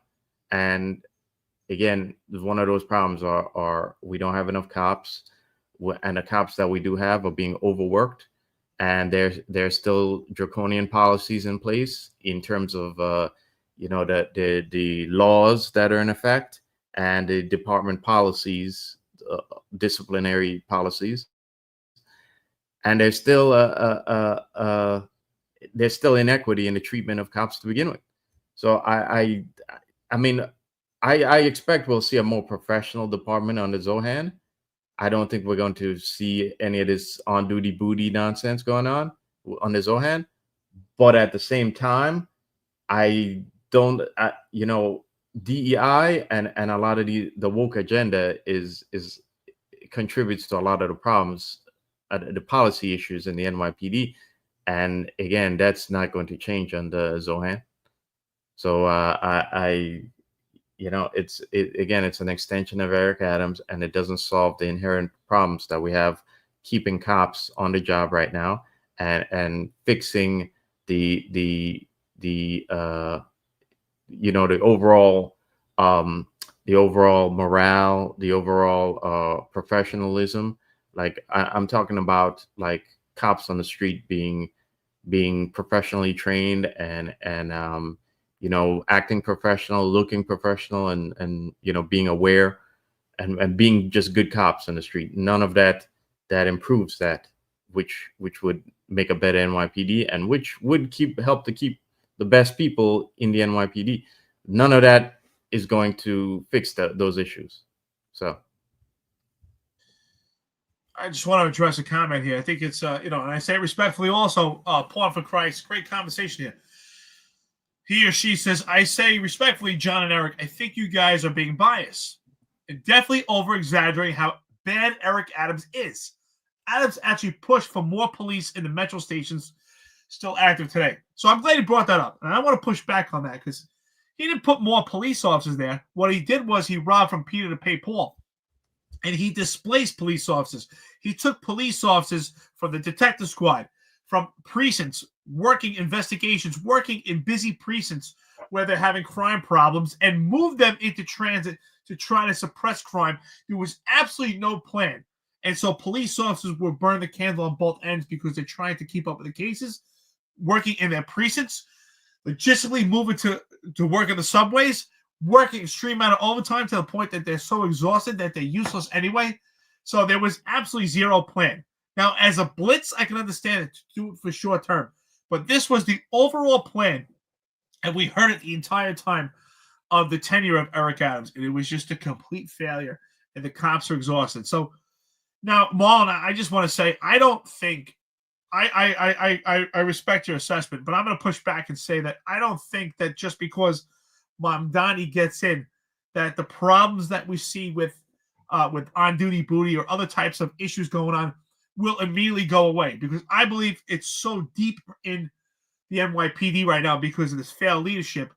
Unless we remove the entire leadership, it's not going to immediately eradicate itself. It's still going to ferment this. So unless we get the right police commissioner that actually cleans out corruption, and we actually need a commission, we need the Finance Unfiltered Commission to clear out the corruption, it will still be there. It may not be as visible because they may not see they have the blanket protection under Eric Adams, but it will still be there.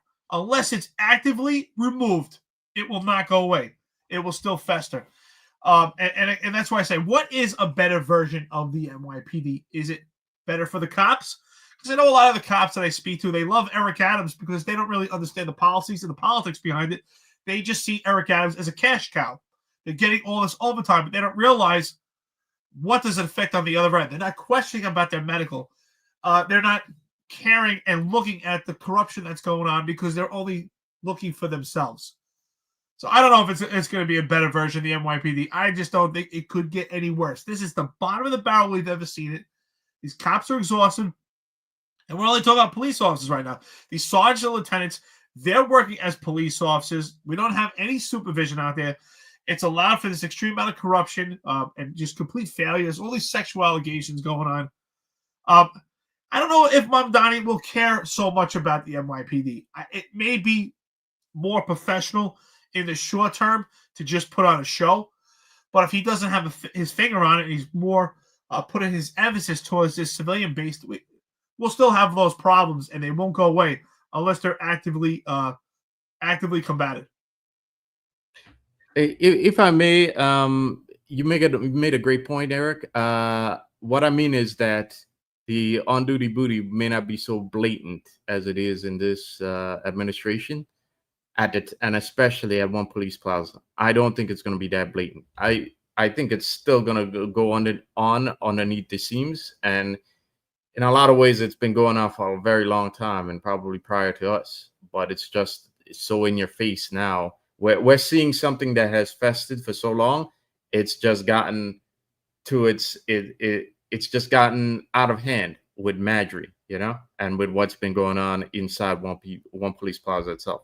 So that's what I mean.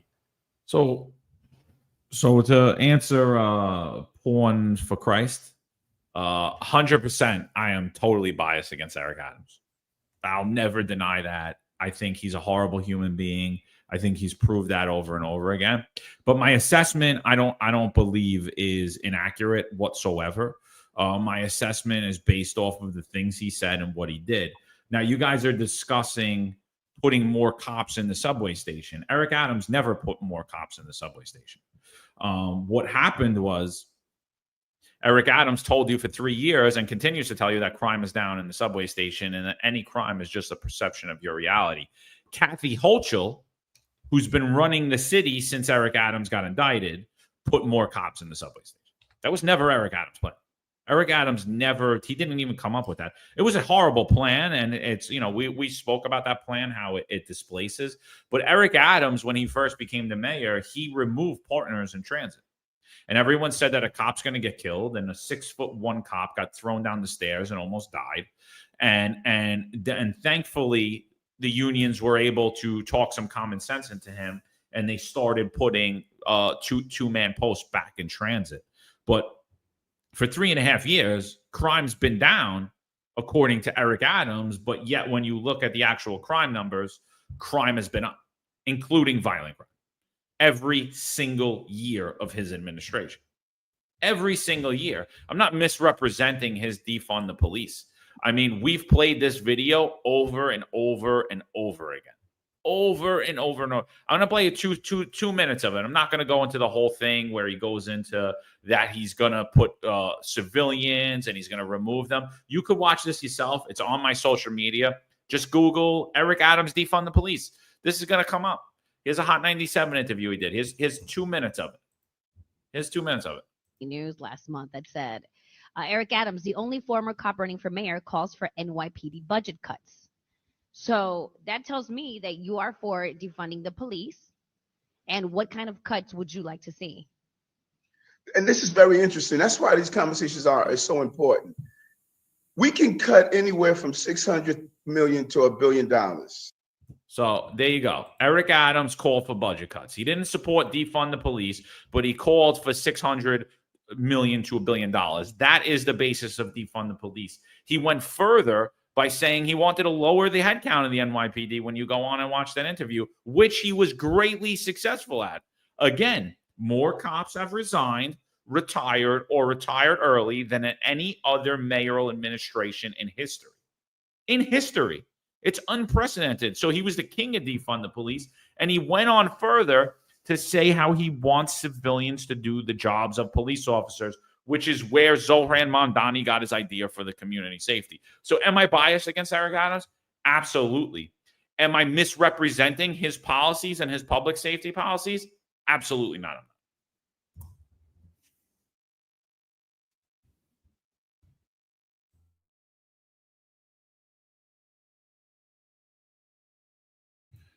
Marlon, you might, dude. Yeah. Yeah, no, I was saying, you go, Eric. You're busy with that chat. No, listen. I think you validated your point, John. Yes, and I appreciate your honesty. I love that. Do you have a bias? You should have a bias against Eric Adams. Eric Adams put you in a position to make a decision on the trajectory of your career and the end of your career. And the same thing for Marlon. Because of Eric Adams, Marlon was terminated without any due process. The most insane thing ever. There's no doubt about it. So I just can't understand how so many people champion and get behind Eric Adams. Almost like they live behind this curtain and they pretend there's not all this stuff going on with corruption. It's just upgrades. Have they actually looked at the indictment and looked at the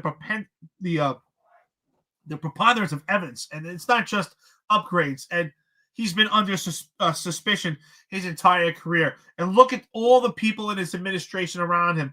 Everyone that got probed by the FBI, the appearance of impropriety, partying every night, all this nepotism, all this DEI, referring to white people as crackers, talking about the Trump administration. I mean, we could go on and on and on. And he's completely defunded the police. He talked about defund the police. And that's the difference between him and Mamdani. He's giving you that snake oil, and Mamdani is just transparent, telling you, yeah, I defunded the police. That's why I said the only difference I see is I can see Mamdani saying, hey, we're down to 20,000 cops.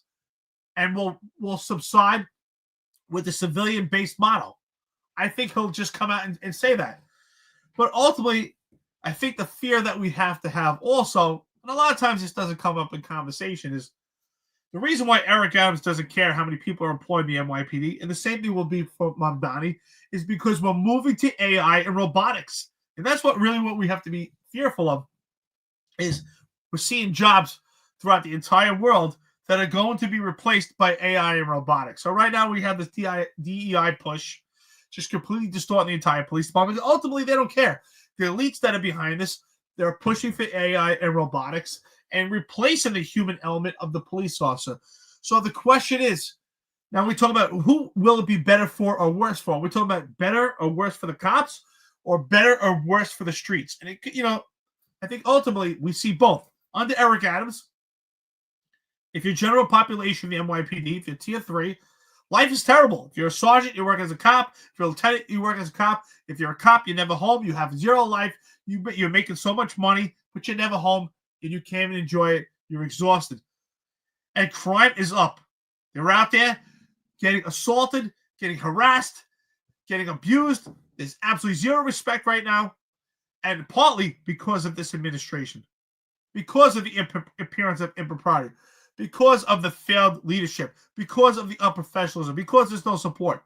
So I'm not saying it will be worse or better, but under Mamdani, what I anticipate is to see a police department that is kind of behind the scenes, not engaging in intrusive police work, having the civilians be the priority versus the hierarchy of the police department being the first involved in investigations and taking action when it comes to police work. So, I mean, ultimately, they're both terrible. And that's why I said they both should not be in the conversation. And the conversation should be Curtis Sliwa or Jim Walden. But we just keep going into this triangle, in this three-card Mamdani of Eric Adams, Mamdani, and Cuomo. So can we start making sense and pick people that actually care about New York City? And there's Jim Walden and Curtis Lewa. Before we hit the last topic, Stephen S. just reminded me of something. He says, if you love truth, justice, and the American way, you must be biased against the corrupt bagman Adams. Which I agree with you, but truth, justice, and the American way, right? That's a line from Superman, right? So apparently the rumor is in the new Superman movie that's coming out, which I want to see. I saw like a clip for it when I took my daughters to the movies, and it looks cool. But I'm hearing that he no longer says truth, justice, and the American way. I'm hearing that Superman says truth, justice, and good things. Well, John, I'll tell you, you should go rent Man of Steel for like $2 online, and then watch that instead of wasting your money on this, because it's gonna be, it's the director's kind of woke himself, so the precedent is already there for a movie that you're not gonna like. But on another note, it's I think we need to have an episode on just who will Mamdani pick to be his PC, because a lot of my comments that I've said, like on duty booty not being so in your face, are based on the assumption that, like de Blasio, he's going to pick a very experienced law enforcement executive. But Bratton and Kelly are up there now. And who do we see as the guy coming in? I don't know. So I think we really need to have an episode about that. And because that's a question that I think a lot about. But anyway, we'll be giving all our competition ideas for You don't think Kaz Daughtry should be the PC? Well, you know what? Don't be surprised if that doesn't happen itself. Don't be surprised if a deal some backdoor deals aren't made between Zohran and big business to put in Kaz there, because that, like we said, there's a lot of big billionaires and a lot of big industries, in particular the drone industry, who have they have a lot of money behind the agenda that Kaz is the front man for right now. So do not be surprised at all if once Zohran, if the final hour is coming down and they see Zohran is winning, that they said that they don't just all get behind Zohran to just get behind a winner, so that his administration is already friendly to them. And don't be surprised if part of that deal isn't making a guy like Kaz be the PC or keeping Chell there, and having them continue to run the department behind a DEI face, So, but I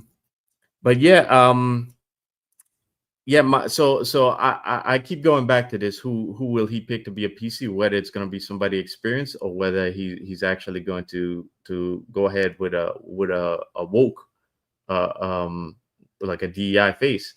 And the thing about the way things are, I've said before that the right and the left are coalescing against populism. I think that if Zohran gets in there and he doesn't, do the progressive stuff that he's already promised, that he's going to lose support real quickly, just like the guy in Chicago, and that is where that whole problem comes. The problem that the elites have with populism, kind of engulfing both sides, comes into play again. So I think you bring up a great valid point, right? He would need a strong police commissioner, which is what de Blasio did by bringing in Bratton, because he doesn't have knowledge of how the police department works, so to allow that person to run it. However, we would have to get, if we do get someone with police experience, they're going to have to be like a Bratton and become a different version, right? The first Bratton is not the same as the second Bratton. The first Bratton is a complete 180 from the second Bratton that we saw. So yes, he might have to get someone experienced, but they're still going to have to oblige abide by Mamdani's nomenclature and his vision of what the role of the police department will be in the hierarchy in the civilian-based community type policing. So it would be back to, I think, if that's the case, it's going to be as we hear now, the old male, pale, still,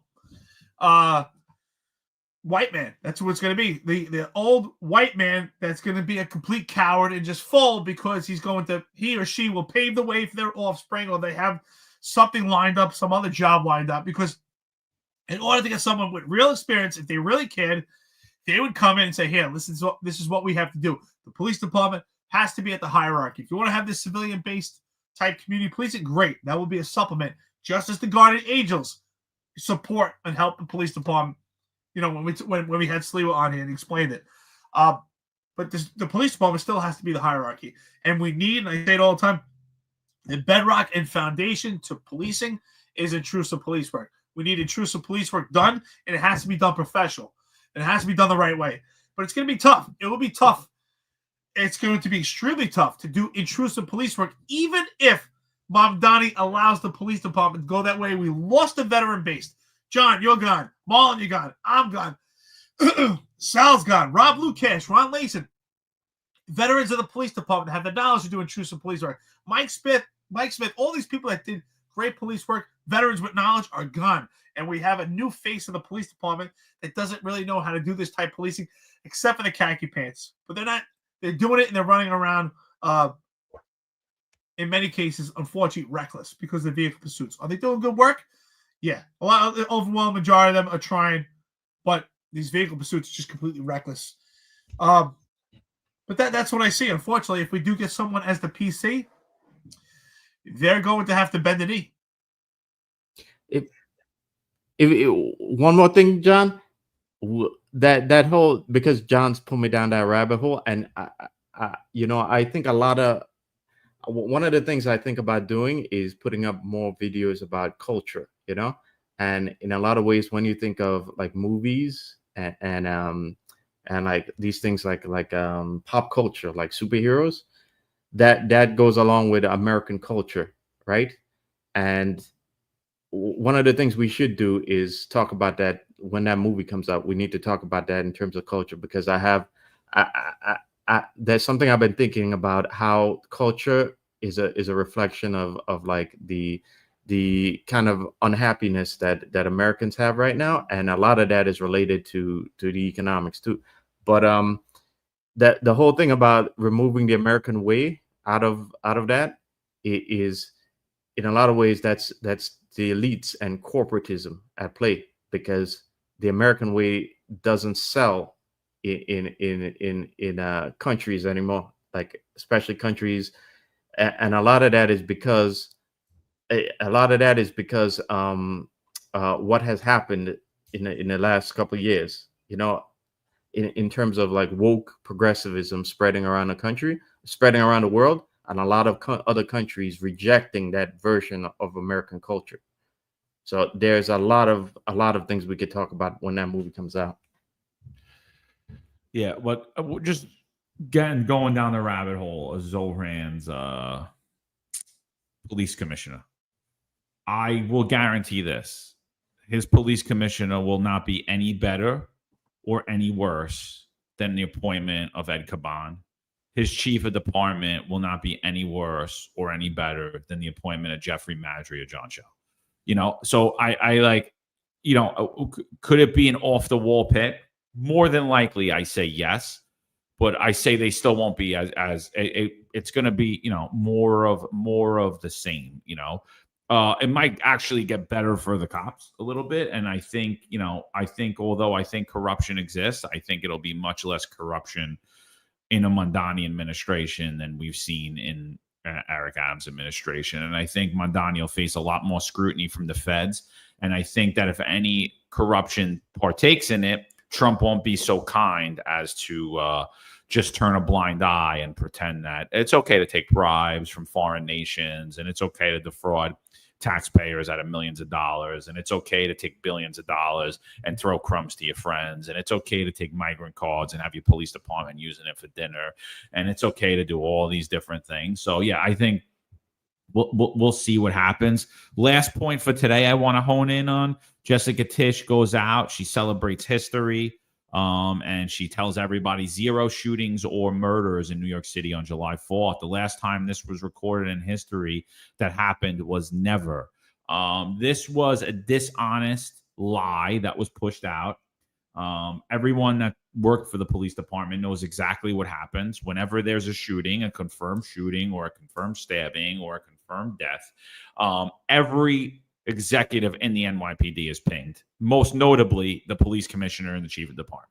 And anything that's newsworthy goes directly to them, right? And they have their handlers.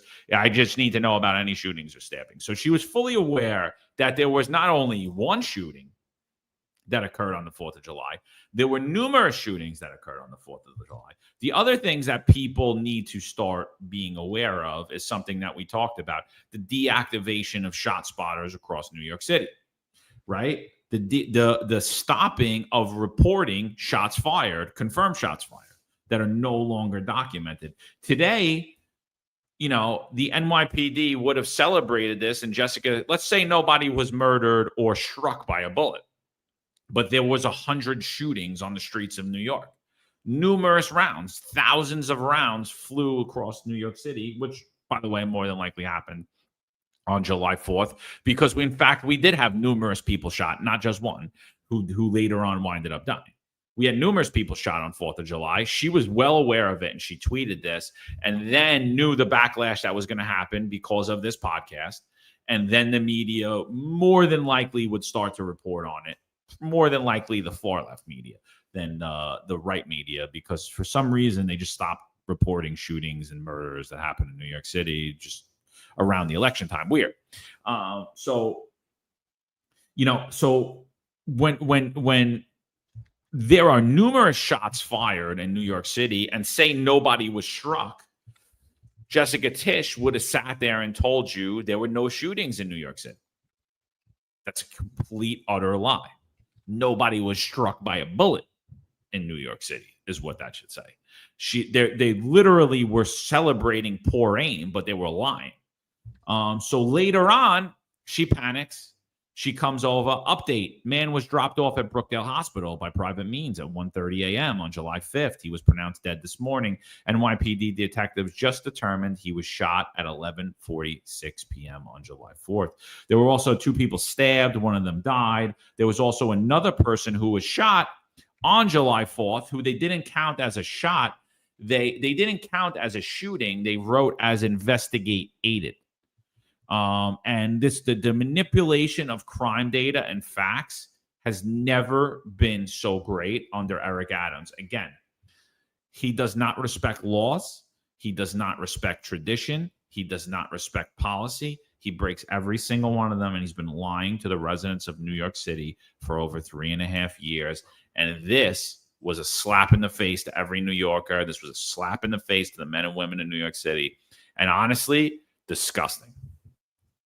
Well, first of all, this is an outright lie, right? And that's exactly why she had to clean up this lie and this omission, is because this podcast, this network, is now holding the NYPD accountable. And that's what we need. Our friends and listeners and this network hold them accountable, because before this network, this would have went missed. It would have been untouched, and you would have never heard a word about it. Now, I know this, and we all know this. The entire network here knows this because of our experience in policing. Even it turns out that this shooting actually happened technically on the 4th at 11:45 p.m.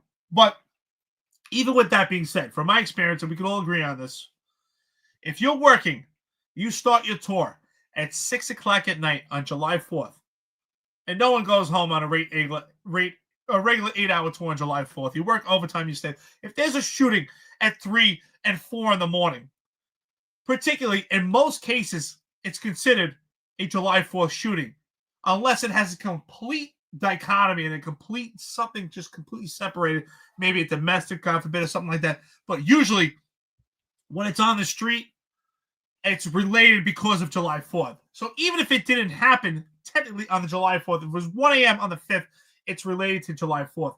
to July 4th festivities. Let's be honest. If you're out there and you're having a barbecue and you're having a block party on July 4th, you're not going home at 11:59. You're staying out there to 2, 3, 4 in the morning, and it's all related to July 4th. So this is a complete omission. And what that does is this distorts the perception, as Marlon, got to give you credit, the perception management for people to believe that there's absolutely no violence on the 4th. And that's an outright lie. If nothing ever happened on the 4th and it all happened at 2 in the morning on the 5th, it's all related. It's all part of the July 4th event. So this is an outright lie. It's complete gaslighting, and we have to hold them accountable.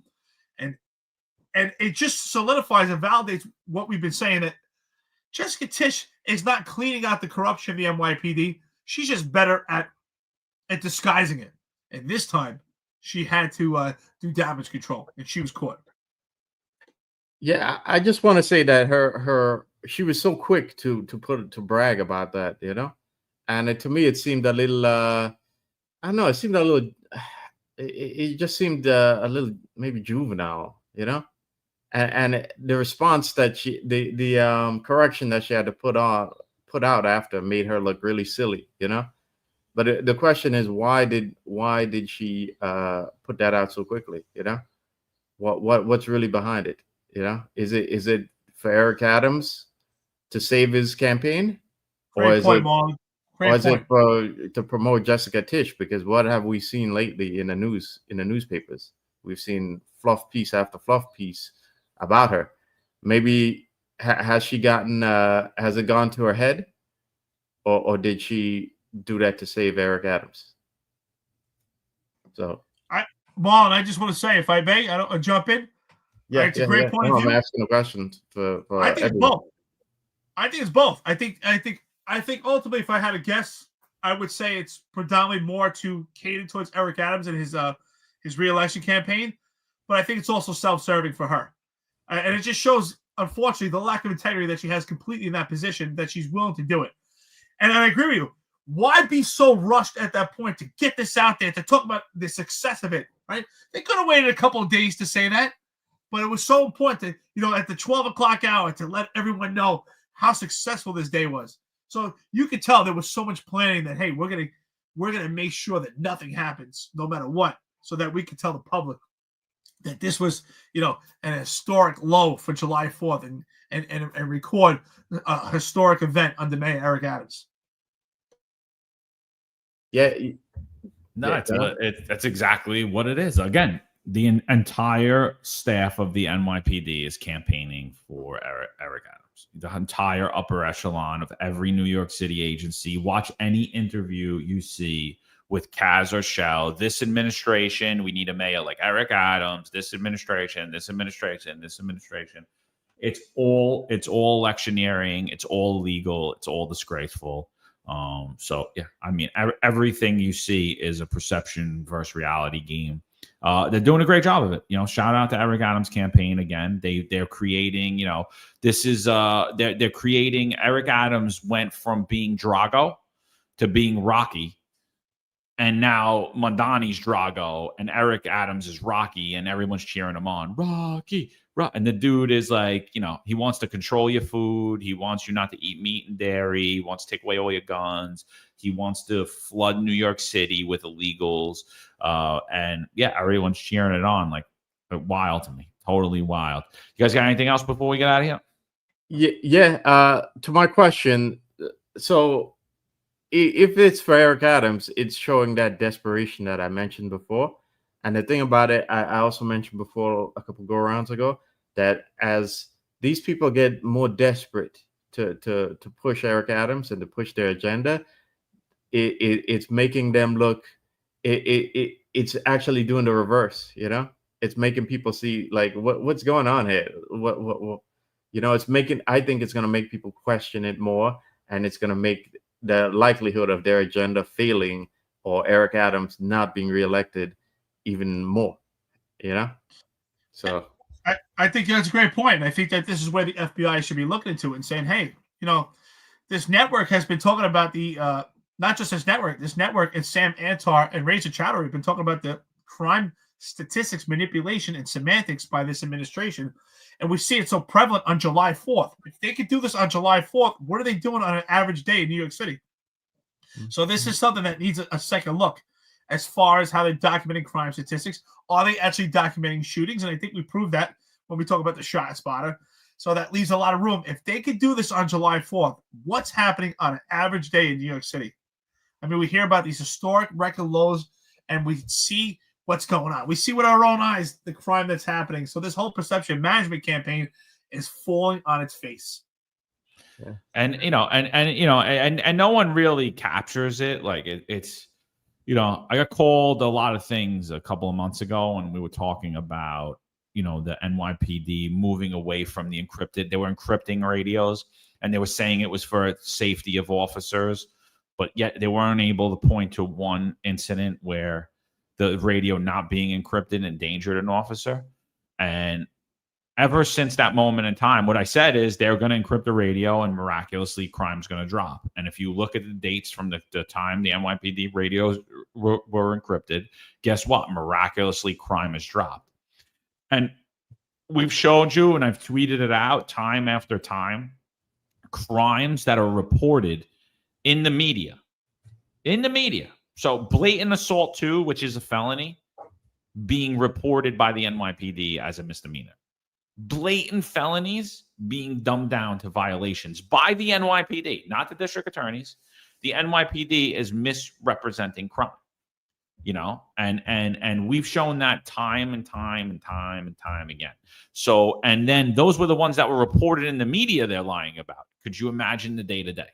So obviously the crime statistics cannot be trusted. Eric Adams can't be trusted. The whole thing's a lie.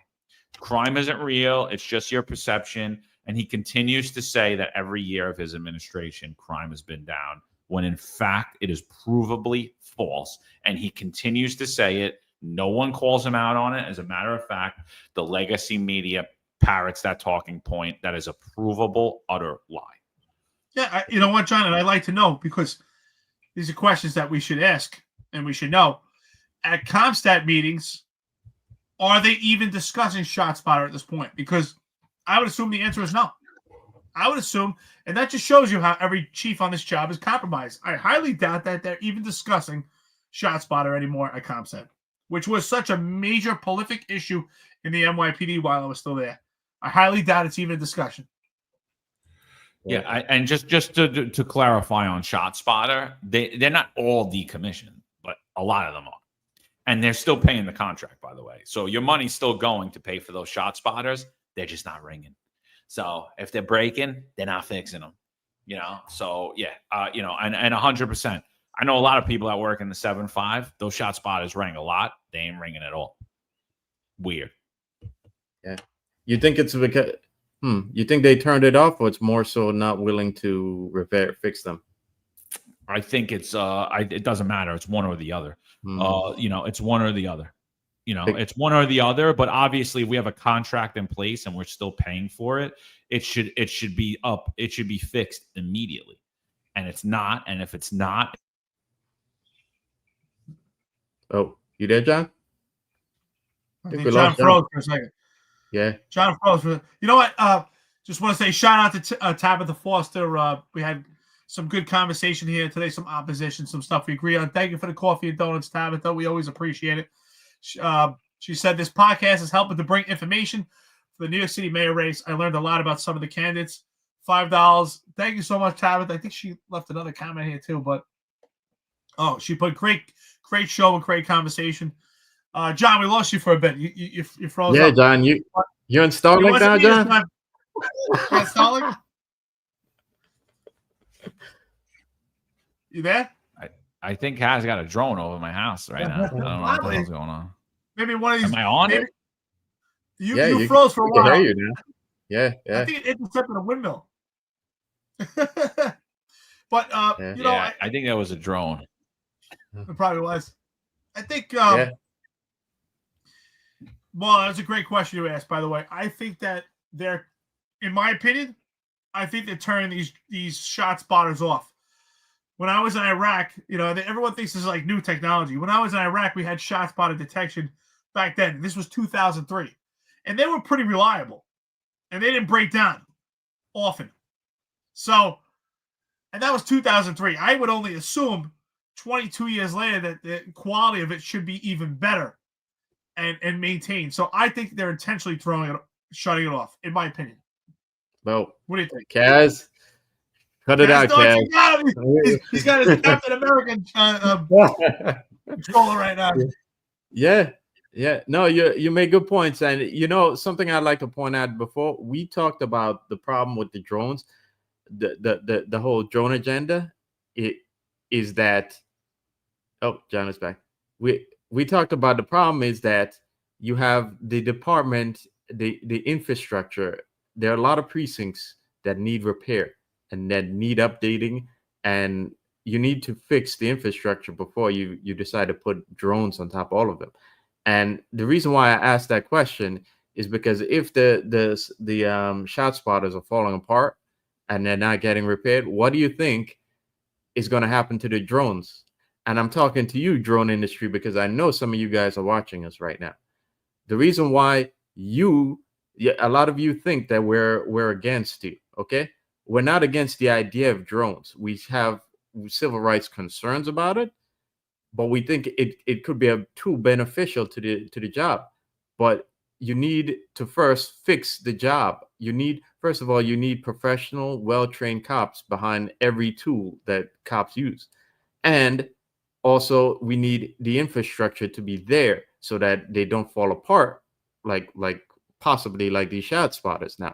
So if there's anybody out there who should be pushing for a lot of the changes that we talk about on here, it's a lot of these elitists and corporatists who want a lot of this agenda through, because it won't work properly if the underlying problems are still there in the department. And in the case of these drones, if the infrastructure is a mess like it is now in a lot of the precincts. So here it is an example of what's going to happen to your drones in give it some time. So that's behind me asking that question. I gotta laugh. This is so true though. Michael Fried says, like I said, when did the NYPD fix anything? Great point, brother. Cars were falling apart, precincts falling apart. PSA 2 half the time. Hey, somebody just put a comment. PSA 2 only command with a swimming pool in the basement. QC Beast, you're absolutely right. PSA 2, these poor guys are standing in sewage when they get dressed. Just completely demoralizing. Nobody's fixing it. Weren't they supposed to fix the range too? That's another shithole. I mean, this thing is a disaster. But listen, I think this is a hell of an episode. Almost 2 hours and 30 minutes into it. Like, share, and subscribe. Thank you, John and Marlon, as always. I think this was a great topic, great discussion. I think we talked about the mayoral race, with a good lens. I think we're being fair. It's a fair assessment. We're not endorsing anyone at this point, but we're being fair. And it's unfortunate at this point that so much money is behind this that we're not even looking at Sliwa and Walden, and we're talking about just these three. And this whole scheme is smart because it has you focused, making people believe that you have to vote Eric Adams so that Mamdani doesn't win. And we're not talking about the other candidates. This is really sad that we got to this point. You know what? I can't believe it. I'm just shocked at this point that we got to this. It's really sad. In a city of 8.5 million people, the most iconic city in the entire world, and this is what we're left with. Yeah. So, all right, fellas. All right, let's wrap it up. We went a little long today, 2.5 hours. Tomorrow, Sal Greco will be back on at 1:05 p.m. or 13:05 hours. We got the 10-4 Tavern. That'll be at 7 p.m. Followed again by New York's Finest Retired Unfiltered Podcast on Wednesday morning, followed up by the Executive Perspective. So keep in touch. Check out our social media. See where we're at. We appreciate everybody for joining. Again, those of you that are on Instagram, we can't see your comments. Come over to YouTube at the Finest Unfiltered. Those of you on X too, if you're or anywhere else, really, the YouTube chat is a lot more lively than the rest. So come over to YouTube at the Finest Unfiltered. Click the like, share, subscribe. Click the notification bell. We appreciate it. Help us break the algorithm. Obviously, a lot of people don't want us saying the things we're saying because it is much different than what you'll hear anywhere else. So appreciate you guys. Yeah, let's get out of here. Let's leave it with Deputy Dan to get out of here. We'll be back on Wednesday morning. All right, more Deputy Dan. The Ghislaine Maxwell case. We have an update on that from the Telegraph. Turns out, headline, evidence from Jeffrey Epstein's safe went missing after an FBI raid. Court hears in Ghislaine Maxwell trial. Folks, listen, I have over a decade of experience as a federal agent myself. Who cares? Yeah, look at me, experience. I'm just telling you to prove bona fides here. I have processed hundreds, if not thousands of pieces of evidence throughout my law enforcement career. I don't know how you would lose evidence. Let me explain to you how evidence works.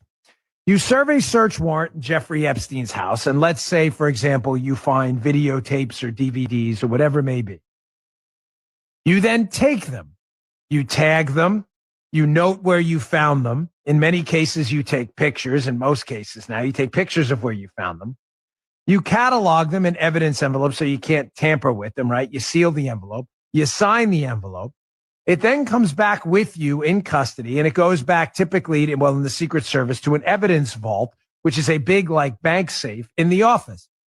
To go in the evidence vault, you have to sign in. To sign out the evidence, you have to sign out the specific piece of evidence. How the hell do you lose evidence in a case this big? Is it lost? Was it lost? If you get what I mean? I don't know. I'm just telling you, I've never seen evidence. You know what I did see evidence lost? Seriously, sadly, during 9/11, our office was in 7 World Trade Center, the Secret Service office. 7 World Trade came down. I promise we lost a lot of evidence. That's the only time I've ever seen evidence lost. Here's another thing I want to address. Someone sent me an email this week. Hey, Dan, remember that thing you'd mentioned a while ago about Epstein and the plane and Clinton? Yeah. Like, when are you going to break that? I said, break what? I told you it's not my story. I can't say this enough. This is why sometimes I regret saying things on my show. It's not because I regret saying it. It's because people don't understand it. And I answer emails for a year when I'm clear as day about what happened. It's not you. It's just a limited number of people. But the audience free, if even one person's upset, it bothers me. I'll say this clearly. I have a friend of mine who called me a long time ago, who was on a plane with Epstein and Clinton, was there, and saw some very suspicious, shady stuff. It's his. I don't have any more detail. Said one day, get back to me and tell me the full story, or give me permission to run with at least the minimal details I have. He hasn't since. So it's not there's nothing I can do. I can't force him into it. It's not my information to give up. I'm not going to talk to you about details I don't have. But he did give me permission to tell you that it was odd, very odd what happened. And it bothered him forever. I'm not trying to be cryptic, or the story, the guy's credibility is unimpeachable. Believe me. But the exact details I can't give you because I don't have them. He does. One of these days, I'm sure he'll put them out. When he does, we'll be here to give it to you. But I assure you, that conversation happened. You just heard the Dan Bongino Show.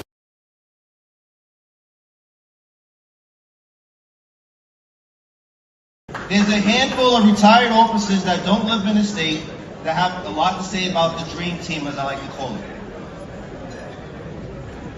All of a sudden, they retire and have a master plan on how to fight crime, but nothing to contribute when they were here. They want to come back and be part of the dream team. What can I say?